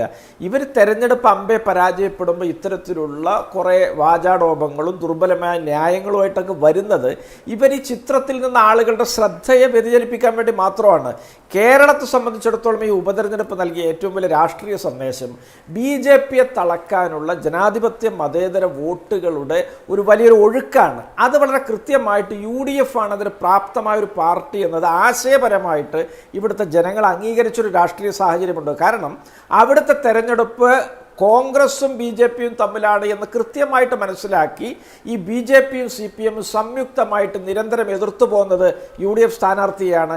ഈ സരീനും കൃഷ്ണകുമാരും തമ്മിൽ പരസ്പരം ഒരു തരത്തിലുള്ള ആരോപണ പ്രത്യാരോപണങ്ങളോ രാഷ്ട്രീയമായ വൈരത്തോടെ അല്ലെങ്കിൽ ഒരു ആരോഗ്യകരമായ ഒരു വിമർശനം പോലും എവിടെയും നമ്മൾ കണ്ടിട്ടില്ല. പാലക്കാട് സമ്പൂർണ്ണമായിട്ട് ഇവർ രണ്ട് കോർണറിൽ നിന്ന് അറ്റാക്ക് ചെയ്യാനുള്ള ശ്രമമാണ്. ഇവിടെ BJPയെ സംബന്ധിച്ചിടത്തോളം UDF നിരന്തരം തോറ്റുകൊണ്ടിരിക്കുക എന്നുള്ളതാണ് അവർക്ക് മുന്നോട്ട് കടന്നു വരാനുള്ളൊരു രാഷ്ട്രീയ ഒരു തന്ത്രം. അത് കൃത്യമായിട്ട് താൽക്കാലികമായിട്ട് അതിൻ്റെ ഒരു ഗുണഭോക്താവ് LDFും CPMുമാണ്. ഈ രാഷ്ട്രീയം പരസ്പരം വച്ചുമാറിക്കൊണ്ട് മുന്നോട്ട് പോകുന്ന ഇവരുടെ കള്ളക്കളി, അവരുടെ അത് വിജയിപ്പിക്കാമെന്ന ആത്മവിശ്വാസത്തിനേറ്റ തിരിച്ചടിയാണ് പാലക്കാട്ടെ തിരഞ്ഞെടുപ്പ് ഫലം. അതിന് ഒരു ന്യൂനപക്ഷ വർഗീയതയുടെ മുഖം നൽകിയിട്ട് ഇവർ അതിനെ വികൃതമാക്കാൻ ശ്രമിച്ച് നാളുകളിലുള്ള പാരസ്പര്യത്തിന് ഇപ്പോഴേ അടിത്തറ ബലപ്പെടുത്തുന്ന അല്ലെങ്കിൽ ഇപ്പോൾ ദുർബലമായി പോയ അടിത്തറയെ വീണ്ടും ശക്തിപ്പെടുത്തുന്ന പണിയെടുത്തതുകൊണ്ട് കാര്യമില്ല. ഞങ്ങളെ സംബന്ധിച്ചിടത്തോളം ഒരേ സമയം ന്യൂനപക്ഷ വർഗീയതയും ഭൂരിപക്ഷ വർഗീയതയും ചെറുത്തു തോൽപ്പിച്ച് ഇവിടെ മെറിറ്റോറിയസ് ആയ ഒരു രാഷ്ട്രീയം ഉണ്ടാകണമെന്ന് ആഗ്രഹിക്കുന്നവരാണ് ഞങ്ങൾ ഹൃദയം കൊണ്ടാണ് ജനങ്ങളെ സമീപിക്കുന്നത്. തലച്ചോറ് കൊണ്ട് സാമൂഹ്യ വിഭജനം നടത്തിയിട്ട് ആ മണ്ഡലം പിടിച്ചെടുക്കാനുള്ള നിലപാടില്ല എന്ന് UDF വിശദീകരിക്കുന്നു. ശരി, ജിജു ജോസഫ്, നോക്കൂ, ഇപ്പോ നിങ്ങൾ SDPIക്ക് എത്ര വോട്ടുണ്ടെന്നാണ്? SDPI പിന്തുണച്ച അൻവറിന്റെ സ്ഥാനാർത്ഥിക്ക് ചേലക്കര എത്ര വോട്ട് കിട്ടി? 4000 തികച്ചോ? SDPI എന്ന് പറഞ്ഞ് എന്തിനാണ് നിങ്ങൾ ഇല്ലാത്ത ഒരു വലിയ പ്രാമുഖ്യം SDPIക്ക് കൊടുക്കുന്നത്? ജമാഅത്തെ ഇസ്ലാമിക്ക് കേരളത്തിൽ എത്ര വോട്ടുണ്ട്? ഇത്രയും വലിയ വോട്ടുള്ളവരാണ് ഇവർക്ക് സ്വന്തം രാഷ്ട്രീയ പാർട്ടി രൂപീകരിച്ചങ്ങ് മത്സരിച്ചാൽ പോരെ. നോക്കൂ, ആകെ ന്യൂനപക്ഷ പ്രാതിനിധ്യം തന്നെ പാലക്കാട് മണ്ഡലത്തിൽ 22%. ഇപ്പൊ 22% കൺസോളിഡേറ്റഡ് ആയാൽ എന്താ? മറുവശത്ത് 78% കൺസോളിഡേഷൻ വേറെ ഉണ്ടാവില്ല. ഇതെന്താണ്, വെള്ളരിക്ക പട്ടണമാണോ? അങ്ങനെയല്ല. 42-43% വോട്ട് നേടിക്കൊണ്ടാണ് രാഹുൽ മാങ്കൂട്ടം ജയിച്ചത്. ഏതെങ്കിലും ഒരു സമുദായം വോട്ട് ചെയ്തതുകൊണ്ടാണോ? അങ്ങനെയാണെങ്കിൽ അങ്ങനെ ഈ കണക്കാണോ വരേണ്ടതല്ലോ. അപ്പോൾ ഈ SDPI പോലെയുള്ള പാർട്ടികൾ നോട്ടീസ് കൊടുത്തിട്ടുണ്ടാവും. അവർ വളരെ നെഗ്ലിജിബിൾ ആയിട്ടുള്ള വോട്ടുള്ള കക്ഷികളാണ്. അതിനെ ഏറ്റുപിടിച്ച് ഇവർ വോട്ട് ചെയ്തതുകൊണ്ടാണ് രാഹുൽ മാങ്കൂട്ടം ജയിച്ചത് എന്നൊക്കെ പറയുന്നതിൽ വല്ല കഥയുണ്ടോ?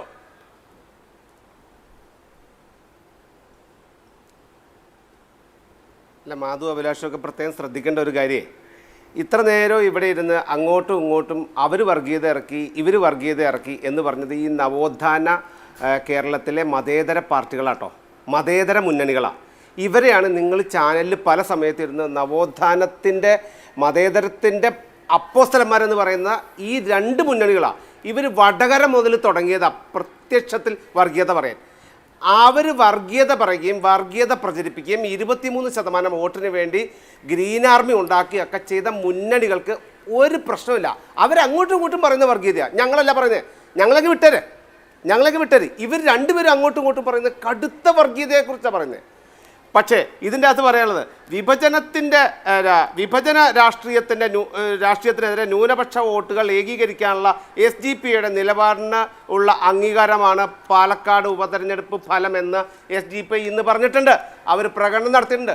ഏതായാലും കോൺഗ്രസ്സുകാർ പഴയതിനെക്കുറിച്ചോ അല്ലെങ്കിൽ ചെറിയ വോട്ടാണ് വലിയ വോട്ടാണെന്നൊന്നും പറയണ്ട. നാളെ നിങ്ങൾ പ്രസ്താവന ഇറക്കുമ്പോഴേ ഒരു കാര്യം പറഞ്ഞാൽ മതി, ഈ SDPI എന്ന് പറയുന്ന വർഗീയ സംഘടനയുടെ ഒരു വോട്ടും കൊണ്ടല്ല ഞങ്ങൾ ജയിച്ചത്.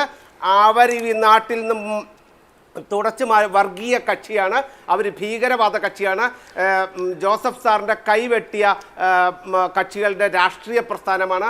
അതുപോലെ വർഗീയ ധ്രുവീകരണം നടത്തുന്ന തീവ്രവാദ സംഘടന, നിരോധിക്കപ്പെട്ട തീവ്രവാദ സംഘടനയുടെ രാഷ്ട്രീയ പ്രസ്ഥാനമാണെന്ന് നിങ്ങൾ നാളെ അങ്ങ് പറഞ്ഞാൽ മതി. അതിനുള്ള ആർജവം കാണിക്കണം. ഈ ഷാഫി ഇന്ന് പറഞ്ഞല്ലോ, തെരഞ്ഞെടുപ്പ് അങ്ങ് കഴിഞ്ഞു, നമുക്ക് നാളെയും മുന്നോട്ട് പോകേണ്ടെന്ന്. അതാ എനിക്ക് പറയാനുള്ളൂ. നാളെയും നമുക്ക് മുന്നോട്ട് പോകണ്ടേ? നമുക്ക് ഈ രാഷ്ട്രീയത്തെ നമുക്ക് നന്നായി നോക്കിക്കാണാം. നിങ്ങൾ രണ്ടുപേരും ചേർന്നുണ്ടാക്കുന്ന ഈ വർഗീയ ധ്രുവീകരണം ഉണ്ടല്ലോ, എന്നിട്ട് ഞങ്ങളുടെ തലയിലേക്ക് ഒരു വെക്കലുണ്ട്. നിങ്ങൾ മതം നോക്കി സ്ഥാനാർത്ഥി നിർത്തും.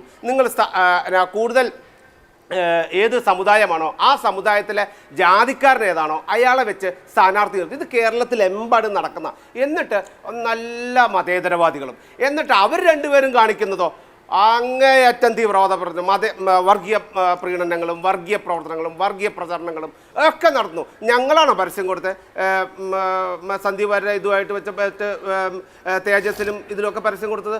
ആ കക്ഷിയല്ലേ? അപ്പോൾ അവരുടെ ഉദ്ദേശം എന്തായിരുന്നു? LDFന്റെ ഉദ്ദേശമായിരുന്നു വർഗീയവാദം. വർഗീയവാദത്തിലൂടെ കിട്ടുന്ന വോട്ട് കിട്ടണം. നിങ്ങൾ എന്താ പറഞ്ഞ, നിങ്ങൾ ഗ്രീൻ ആർമി ഇറക്കിയില്ലേ? ആ ഗ്രീൻ ആർമി ഇറക്കി ലീഗുകാരും നിങ്ങളും ഒക്കെ ചേർന്നിട്ട് ഒരു ചെറിയ മുന്നണി ഉണ്ടാക്കി, വാട്സപ്പ് ഗ്രൂപ്പ് ഉണ്ടാക്കി, നമ്മൾ ആളുകളെ കാണുമ്പോൾ സലാം ചൊല്ലി ആദ്യം പരിചയപ്പെടണം എന്ന് പറഞ്ഞ നിങ്ങൾ വാട്സപ്പിൽ മെസ്സേജ് ഇട്ടില്ലേ? ഇതൊക്കെ ഉണ്ടല്ലോ, ഇതൊക്കെ ഈ നാട്ടിൽ വർഗീയത ഉണ്ടാക്കുന്നതാ. എന്നിട്ട് പറയുകയാണ് SDPI അവകാശവാദം ഉന്നയിക്കുകയാണ്. മുനമ്പം വഖഫ് ഭൂമി പ്രശ്നം വരെ ചർച്ച ചെയ്ത് ക്രൈസ്തവർക്കിടയിൽ ഭീതി ജനിപ്പിച്ചു. അയ്യോ, ഞങ്ങളാണല്ലോ ഭീതി ജനിപ്പിച്ച്. അവിടുന്ന് ഇറങ്ങിപ്പോകാൻ പറഞ്ഞത് ഞങ്ങളാണല്ലോ. സ്വന്തം പുരയിടം നഷ്ടപ്പെടുമ്പോൾ അവർക്ക് ഭീതി ഉണ്ടാവും സാറേ.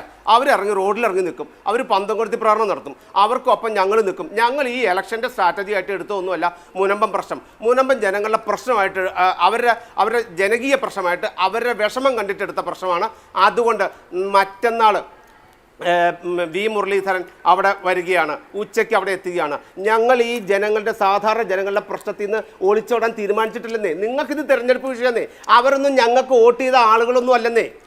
ഞങ്ങൾക്ക് അവിടുന്ന് അങ്ങനെ ഒന്നിച്ച് കുറെ വോട്ടും കൊണ്ട് കിട്ടുന്ന ഞങ്ങൾക്ക് പ്രതീക്ഷയില്ലെന്നേ.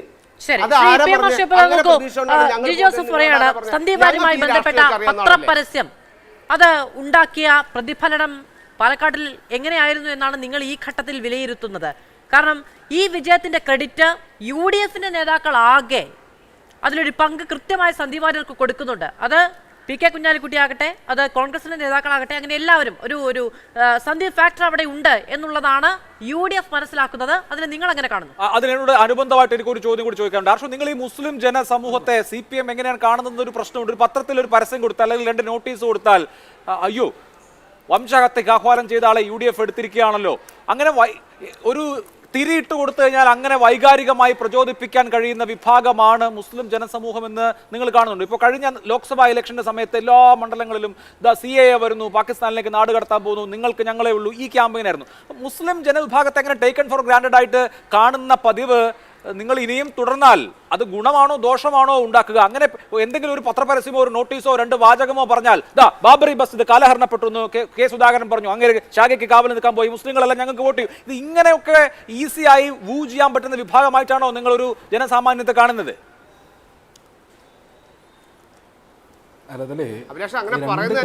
ഒന്ന്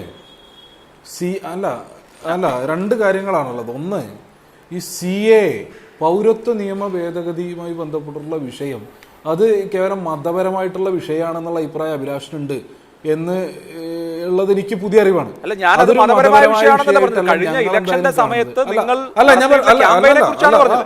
ഞാൻ പറയട്ടെ, അതെ അതെ പൗരത്വ നിയമ ഭേദഗതിയുമായി ബന്ധപ്പെട്ടുള്ള വിഷയം അത് അങ്ങേയറ്റം ഭരണഘടനാപരമായ വിഷയമാണ്. ഇന്ത്യൻ ഭരണഘടനയ്ക്കെതിരായിട്ടുള്ള നിയമ ഭേദഗതിയാണ് ഉണ്ടായിട്ടുള്ളത്. ഭരണഘടന മുന്നോട്ട് വെക്കുന്ന അടിസ്ഥാന തത്വങ്ങൾക്ക് വിരുദ്ധമായിട്ട് രാജ്യത്തൊരു നിയമ ഭേദഗതി ഉണ്ടായതാണ്. അത് ആ നിലയ്ക്ക് തന്നെയാണ് ഞങ്ങൾ ഈ ക്യാമ്പയിൻ മുന്നോട്ട് കൊണ്ടുപോകുന്നത്.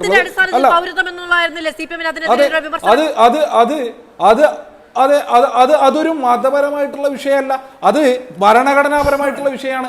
ഭരണഘടന പറഞ്ഞിട്ടുണ്ട് ഇന്ത്യ സെക്യുലർ ആണെന്ന്. അങ്ങനെ സെക്യുലർ ആയിട്ടുള്ള ഇന്ത്യയിൽ മതത്തെ അടിസ്ഥാനപ്പെടുത്തിക്കൊണ്ട് അതെ നിലപാടിനെ കുറിച്ചല്ല ആർഷോ വിമർശനം. ഒരു പൊതു തെരഞ്ഞെടുപ്പിൽ രാജ്യത്തെ പ്രധാനപ്പെട്ട ഒരു പൊതു തെരഞ്ഞെടുപ്പിൽ ഭരണഘടനാ വിരുദ്ധമായിട്ടുള്ള കേന്ദ്ര ഗവൺമെന്റ് ഇടപെടൽ ചർച്ച ചെയ്യണ്ടേ? അത് പരസ്യം കൊടുത്താൽ എന്താ വിഷയം? എന്താ അതെങ്ങനെയാണ് നിങ്ങൾ മതപരമായിട്ടുള്ള ആംഗിളിൽ കൊണ്ടുപോയി കിട്ടുന്നത്? ഇനി രണ്ടാമത്, ഈ പറഞ്ഞ 2 പത്രത്തിൽ ഞങ്ങൾ വിവിധ പത്രങ്ങളിൽ പരസ്യം കൊടുത്തിട്ടുണ്ട്. ഇനിയിപ്പോൾ ഈ 2 പത്രത്തിലുള്ള പരസ്യം എവിടെ നിന്നുള്ള ഡാറ്റയുടെ എന്ത് ഡാറ്റയുടെ അടിസ്ഥാനത്തിലാണ് അഭിലാഷ് ഈ സിറാജ് പത്രവും സുപ്രഭാതം പത്രത്തിന്റെയും വരിക്കാരാകെ മുസ്ലിം ജനവിഭാഗമാണെന്നുള്ള ഒരു അഭിലാഷിനോട് കിട്ടിയത്? അത് സ്വാഭാവികമായും ആയിരിക്കുമല്ലോ. കാരണം കാന്തപുരം സുന്നി വിഭാഗം പ്രസിദ്ധീകരണം നടത്തുന്ന പത്രമാണ് സിറാജ്, EK സമസ്ത വിഭാഗത്തിന്റെ പത്രമാണ് സുപ്രഭാതം. ഈ രണ്ട് പത്രങ്ങളും ഇതുമായി ബന്ധപ്പെട്ട മഹല്ല് കമ്മിറ്റികളാണ് ചേർക്കുന്നത്. അവരുടെ ജനസമൂഹം വായിക്കുന്ന പത്രങ്ങളാണ്. അതല്ലാതെ ഇപ്പോ സുപ്രഭാതവും സിറാജും ഒക്കെ അത് സാമുദായിക പത്രങ്ങൾ തന്നെയാണ്. അതിൽ എന്താണ് സംശയം? നിങ്ങൾ ഈ നാടിനകത്ത് പ്രവർത്തിച്ചുകൊണ്ടിരിക്കുന്നത് ഡെയിലി ദിനപത്രമല്ലേ? ഈ പറഞ്ഞ ദിനപത്രങ്ങൾക്കൊക്കെ നിങ്ങൾ മതം ചാർത്തി കൊടുക്കാൻ വേണ്ടി തുടങ്ങിയാൽ എങ്ങനെ ശരിയാവുക? ഇനി രണ്ട്, ഈ പറഞ്ഞ പത്രപരസ്യവുമായി ബന്ധപ്പെട്ട പരസ്യത്തിനകത്ത് എന്താ പ്രശ്നമുള്ളത്? ആ പരസ്യത്തിനകത്ത് ഈ പറഞ്ഞ സന്ദീപ് വാര്യരുടെ പോസ്റ്റുകൾ ഉണ്ടാവും. ആ പോസ്റ്റിൽ എഴുതിയിട്ടുള്ള വിഷയം ഗൗരവപരമായിട്ടുള്ള വിഷയമാണ്. അതിനപ്പുറം പരസ്യത്തിനകത്ത് എന്താ വിഷയമുള്ളത്?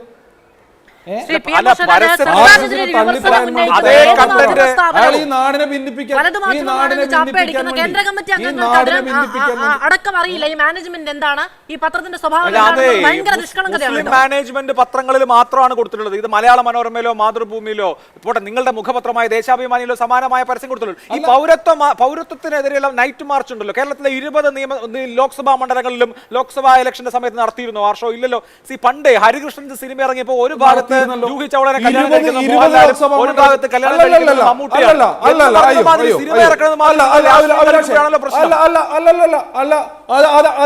അത് എവിടുന്നുള്ള വിവരം അഭിലാഷിന്? 20 പാർലമെന്റ് മണ്ഡലത്തിൽ നൈറ്റ് മാർച്ച് നടത്തിയിട്ടുണ്ട്. 20 പാർലമെന്റ് മണ്ഡലത്തിലും ഇല്ല എന്നുള്ള വിവരം എവിടുന്ന? വിവരം അഭിലാഷിന് എവിടുന്ന? പരിപാടി കോഴിക്കോട് മാത്രമേ നടന്നുള്ളൂ. നടന്നില്ല. എല്ലായിടത്തും നടത്തണമെന്നില്ല. ഒരിടത്തും പാലസ്തീൻ അനുകൂല പരിപാടി ഞാൻ പങ്കെടുത്തത് ഇടുക്കിയിലാണ്. പാലസ്തീൻ അനുകൂല പരിപാടി ജില്ലാ കേന്ദ്ര പരിപാടിയിൽ ഞാൻ പങ്കെടുത്തത് ഇടുക്കിയിലാണ്. നിങ്ങൾ ഇത് എവിടുന്നുള്ള വിവരം? ശരി, പാലസ്തീൻ അനുകൂല പരിപാടി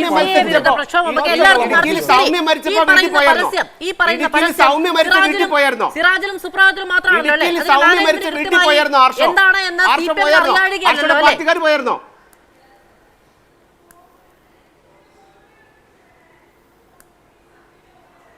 ഹർഷോ, പാലസ്തീൻ വിഷയവുമായി ബന്ധപ്പെട്ട് ഞങ്ങൾ ക്രിസ്റ്റൽ ക്ലിയർ നിലപാടുള്ള ആളുകളാണ്. അപ്പൊ നിങ്ങളെ ബോധിപ്പിക്കേണ്ട കാര്യമുണ്ടോ? ഇയാളാരാ? ഇയാളെ നിലപാട് ബോധിപ്പിക്കണം എന്ന് പറയാൻ വേണ്ടിട്ട്. ശരി, ഓക്കെ, നമുക്ക് പെട്ടെന്ന്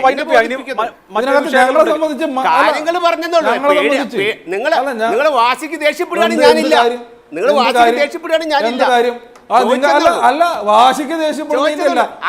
നിങ്ങൾ വന്നിരുന്ന പച്ചക്കട അല്ല ഞങ്ങൾ ഈ പറഞ്ഞ അല്ല ഞങ്ങളുടെ ക്യാമ്പയിനുകൾ അല്ല തല്ലൂടല്ലോ. നിങ്ങൾ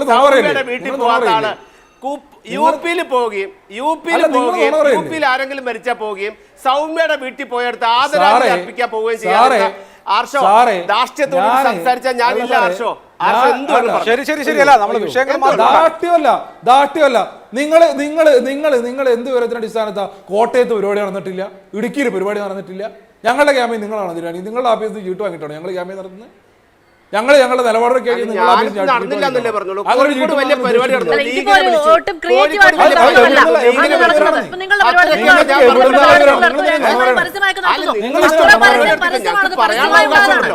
ഞാൻ ചോദിച്ചത് മരിച്ച സൗമ്യയുടെ വീട്ടിൽ നിങ്ങൾ പോയില്ല, അതൊരു ആദരാഞ്ജലി ഇട്ടില്ല, നിങ്ങൾ ആരും അവിടെ പോയില്ല. നിങ്ങൾക്ക് എങ്ങനെ അറിയാം? ഞങ്ങൾ ഈ പത്രമൊക്കെ വായിക്കുന്നില്ല സാറേ, ഞങ്ങൾക്ക് പത്രമൊക്കെ വായിക്കുന്ന സാറേ. അതിന്റെ അകത്ത് ഉമ്മൻചാണ്ടി പോസ്റ്റ് പിൻവലിച്ചോണ്ട് പോയതാണ് സാറേ. നിങ്ങളാരും ഒന്നും പ്രതികരിച്ചിട്ടില്ല. നിങ്ങളുടെ ഒരു പ്രതികരണവും കണ്ടിട്ടില്ല. ശരി, മറ്റു വിഷയങ്ങളിലേക്ക്. ഓക്കെ, ഇനി അവസാനത്തെ 2 മിനിറ്റാണ്. ഓക്കെ, വിവാദ വിഷയങ്ങൾക്കപ്പുറത്ത് ശ്രീ നൗഷാദ് അലി, ഇപ്പൊ കോൺഗ്രസിനെ സംബന്ധിച്ച് UDF സംബന്ധിച്ച് ഈ തെരഞ്ഞെടുപ്പിൽ നിന്നൊരു പാഠമുണ്ടല്ലോ. ഇപ്പൊ ഇത് കേവല നിയമസഭാ ഉപതെരഞ്ഞെടുപ്പാണ്. നിയമസഭാ തെരഞ്ഞെടുപ്പ് 1.5 കൊല്ലം വരാനിരിക്കുകയാണ്. ഇപ്പൊ സംസ്ഥാനമാകെ ഭരണവിരുദ്ധ വികാരം ആഞ്ഞടിക്കുകയാണ്. ഞങ്ങൾ വെറുതെ സ്ഥാനാർത്ഥിമാരെ നിർത്തിയാൽ മതി, ജയിച്ചോളും എന്ന നിലയിൽ കാര്യങ്ങളെ കാണാൻ കഴിയില്ല എന്നതിന്റെ സൂചന ചേലക്കര തരുന്നുണ്ട്. കാരണം ചേലക്കര പോലെ ഒരു മണ്ഡലം ഇത്രയും പ്രതികൂലമായ രാഷ്ട്രീയ സാഹചര്യങ്ങളിലും LDF നിലനിർത്താൻ കഴിയുന്നു എന്നതിന്റെ അർത്ഥം നിയമസഭാ ഇലക്ഷനിൽ ഒരു കാര്യവും അങ്ങനെ ഇപ്പോഴേ നമ്മൾ ഇതൊരു ഡൺ ഡീലായിട്ട് കാണേണ്ടതില്ല. ശക്തമായ മത്സരം ക്യാരി ചെയ്യുന്ന ഒരു പിക്ചർ ഈ ഇലക്ഷന്റെ ഔട്ട്കമായി ഇടത് സൈബർ അണികൾ പറയുന്നത് തന്നെ 3-ാം ടേമിന് അരങ്ങൊരുങ്ങി എന്നുള്ളതാണ്. അപ്പോൾ അരയും തലയും മുറുക്കി രംഗത്തിറങ്ങണം എന്നൊരു സൂചന ഇതിനകത്ത് വായിക്കാൻ കിട്ടുന്നുണ്ടോ? അഭിലാഷ്, ഇവിടെ വയനാട്ടിലൊരു ഉപതെരഞ്ഞെടുപ്പ് നടന്നു. LDFന് കിട്ടിയ വോട്ട് എത്ര ശതമാനം അവിടെ കുറഞ്ഞു എന്നുള്ളത് നമ്മുടെ മുമ്പിലുണ്ട്. പാലക്കാട്ടെ കാര്യമുണ്ട്. പക്ഷേ ഇവിടെ ചേലക്കര എന്നൊരു മണ്ഡലം കുറഞ്ഞ ഭൂരിപക്ഷത്തിന് നിലനിർത്തി എന്നുള്ളത് കൊണ്ട് അവരിത്തരത്തിലൊക്കെ ആഹ്ലാദിക്കാൻ കാരണം ഞാൻ മനസ്സിലാക്കുന്നത് അവരിത് സമ്പൂർണ്ണമായിട്ടൊരു പരാജയവും ദുരന്തവും പ്രതീക്ഷിച്ചിരുന്നു. അപ്പോൾ കിട്ടിയ ഒരു വിജയം അവർക്ക് അത് അതിമഹത്തരമായിട്ട് തോന്നിയിട്ട് കാണിക്കുന്ന അമിത ആർഭാടങ്ങളും പിന്നെ അനവസരത്തിലുള്ള വലിയ ആഹ്ലാദങ്ങളും ആണെന്നാണ് ഞാൻ മനസ്സിലാക്കുന്നത്. പക്ഷേ എന്നിരുന്നാൽ പോലും ഇവിടെ തുടർഭരണം എന്നൊരു സങ്കല്പത്തിലേക്ക് ഇടത് CPM മനസ്സുകൾ പോകാൻ കാരണം ഇവിടെ BJPയുടെ കൃത്യമായ സഹായം അവർക്കുണ്ടാവും എന്നൊരു രാഷ്ട്രീയ പ്രതലം ഇവിടെ രൂപപ്പെട്ടിട്ടുണ്ട് എന്നവർ മനസ്സിലാക്കുന്നുണ്ട്. ആ ഒരു ആത്മവിശ്വാസമാണ് അവർ പിന്നെ പ്രകടമാക്കുന്നത്. ആ ഒരു ആത്മവിശ്വാസത്തിൽ ചില കഴമ്പുകളുണ്ട്. അതിനെ മറികടക്കണമെങ്കിൽ വലിയ ഒരു ആയാസം നിറഞ്ഞ ജനാധിപത്യ അധ്വാനം ഇവിടെ ആവശ്യമാണ്. ആ അധ്വാനത്തിന്റെ രാസത്വരകമായിട്ടാണ് പാലക്കാട് പ്രവർത്തിച്ചത്. അതിൽ നിന്ന് ഞങ്ങൾക്ക് ഒരുപാട് പാഠങ്ങൾ ഏറ്റവും പ്രധാനപ്പെട്ട ആരോപണം എന്ന് പറയുന്നത് ഡീലാണ്. ആ ഡീല് കോൺഗ്രസും BJPയും തമ്മിലാണെന്ന് CPM ആരോപിച്ചിരുന്നു, മറിച്ച് എല്ലാ പാർട്ടികളും ആരോപിച്ചിരുന്നു. പക്ഷേ കടുത്ത പോരാട്ടം എന്ന് പറയുന്നത് CPM-ഉം BJPയും 2000 വോട്ടിന് മാത്രം വ്യത്യാസത്തിൽ നിൽക്കുകയാണ്. BJPയെ കടമുഴക്കിക്കൊണ്ടാണ് അവിടെ കോൺഗ്രസ് വിജയം സ്വന്തമാക്കുന്നത്. ഡീൽ എന്ന് പറയുന്ന ആരോപണങ്ങൾ അവിടെ ഫലത്തിൽ ജനത്തിന്റെ ഡീലാണ്. ജനത്തിന്റെ ഡീല് പാലക്കാട് കോൺഗ്രസിന് അനുകൂലവും ചേലക്കരയിൽ LDFന് അനുകൂലവും വയനാട്ടിൽ പ്രിയങ്ക ഗാന്ധിക്ക് അനുകൂലവുമാണ്. അത് ജനങ്ങൾ നൽകിയ ഡീലാണ്. കേരള രാഷ്ട്രീയത്തിന് ദിശാസൂചകമാണ് ഈ ഫലം. ഈ 2 മണിക്കൂർ ചർച്ചയിൽ പങ്കെടുത്ത മുഴുവൻ അതിഥികളെയും പേരെടുത്ത് നന്ദി പറയാനുള്ള സമയമില്ലാത്തതുകൊണ്ട് എല്ലാവർക്കും നന്ദി. സൂപ്പർ പ്രൈം ടൈമിന്റെ ഈ മെഗാ എപ്പിസോഡ് അവസാനിക്കുന്നു. നമസ്കാരം.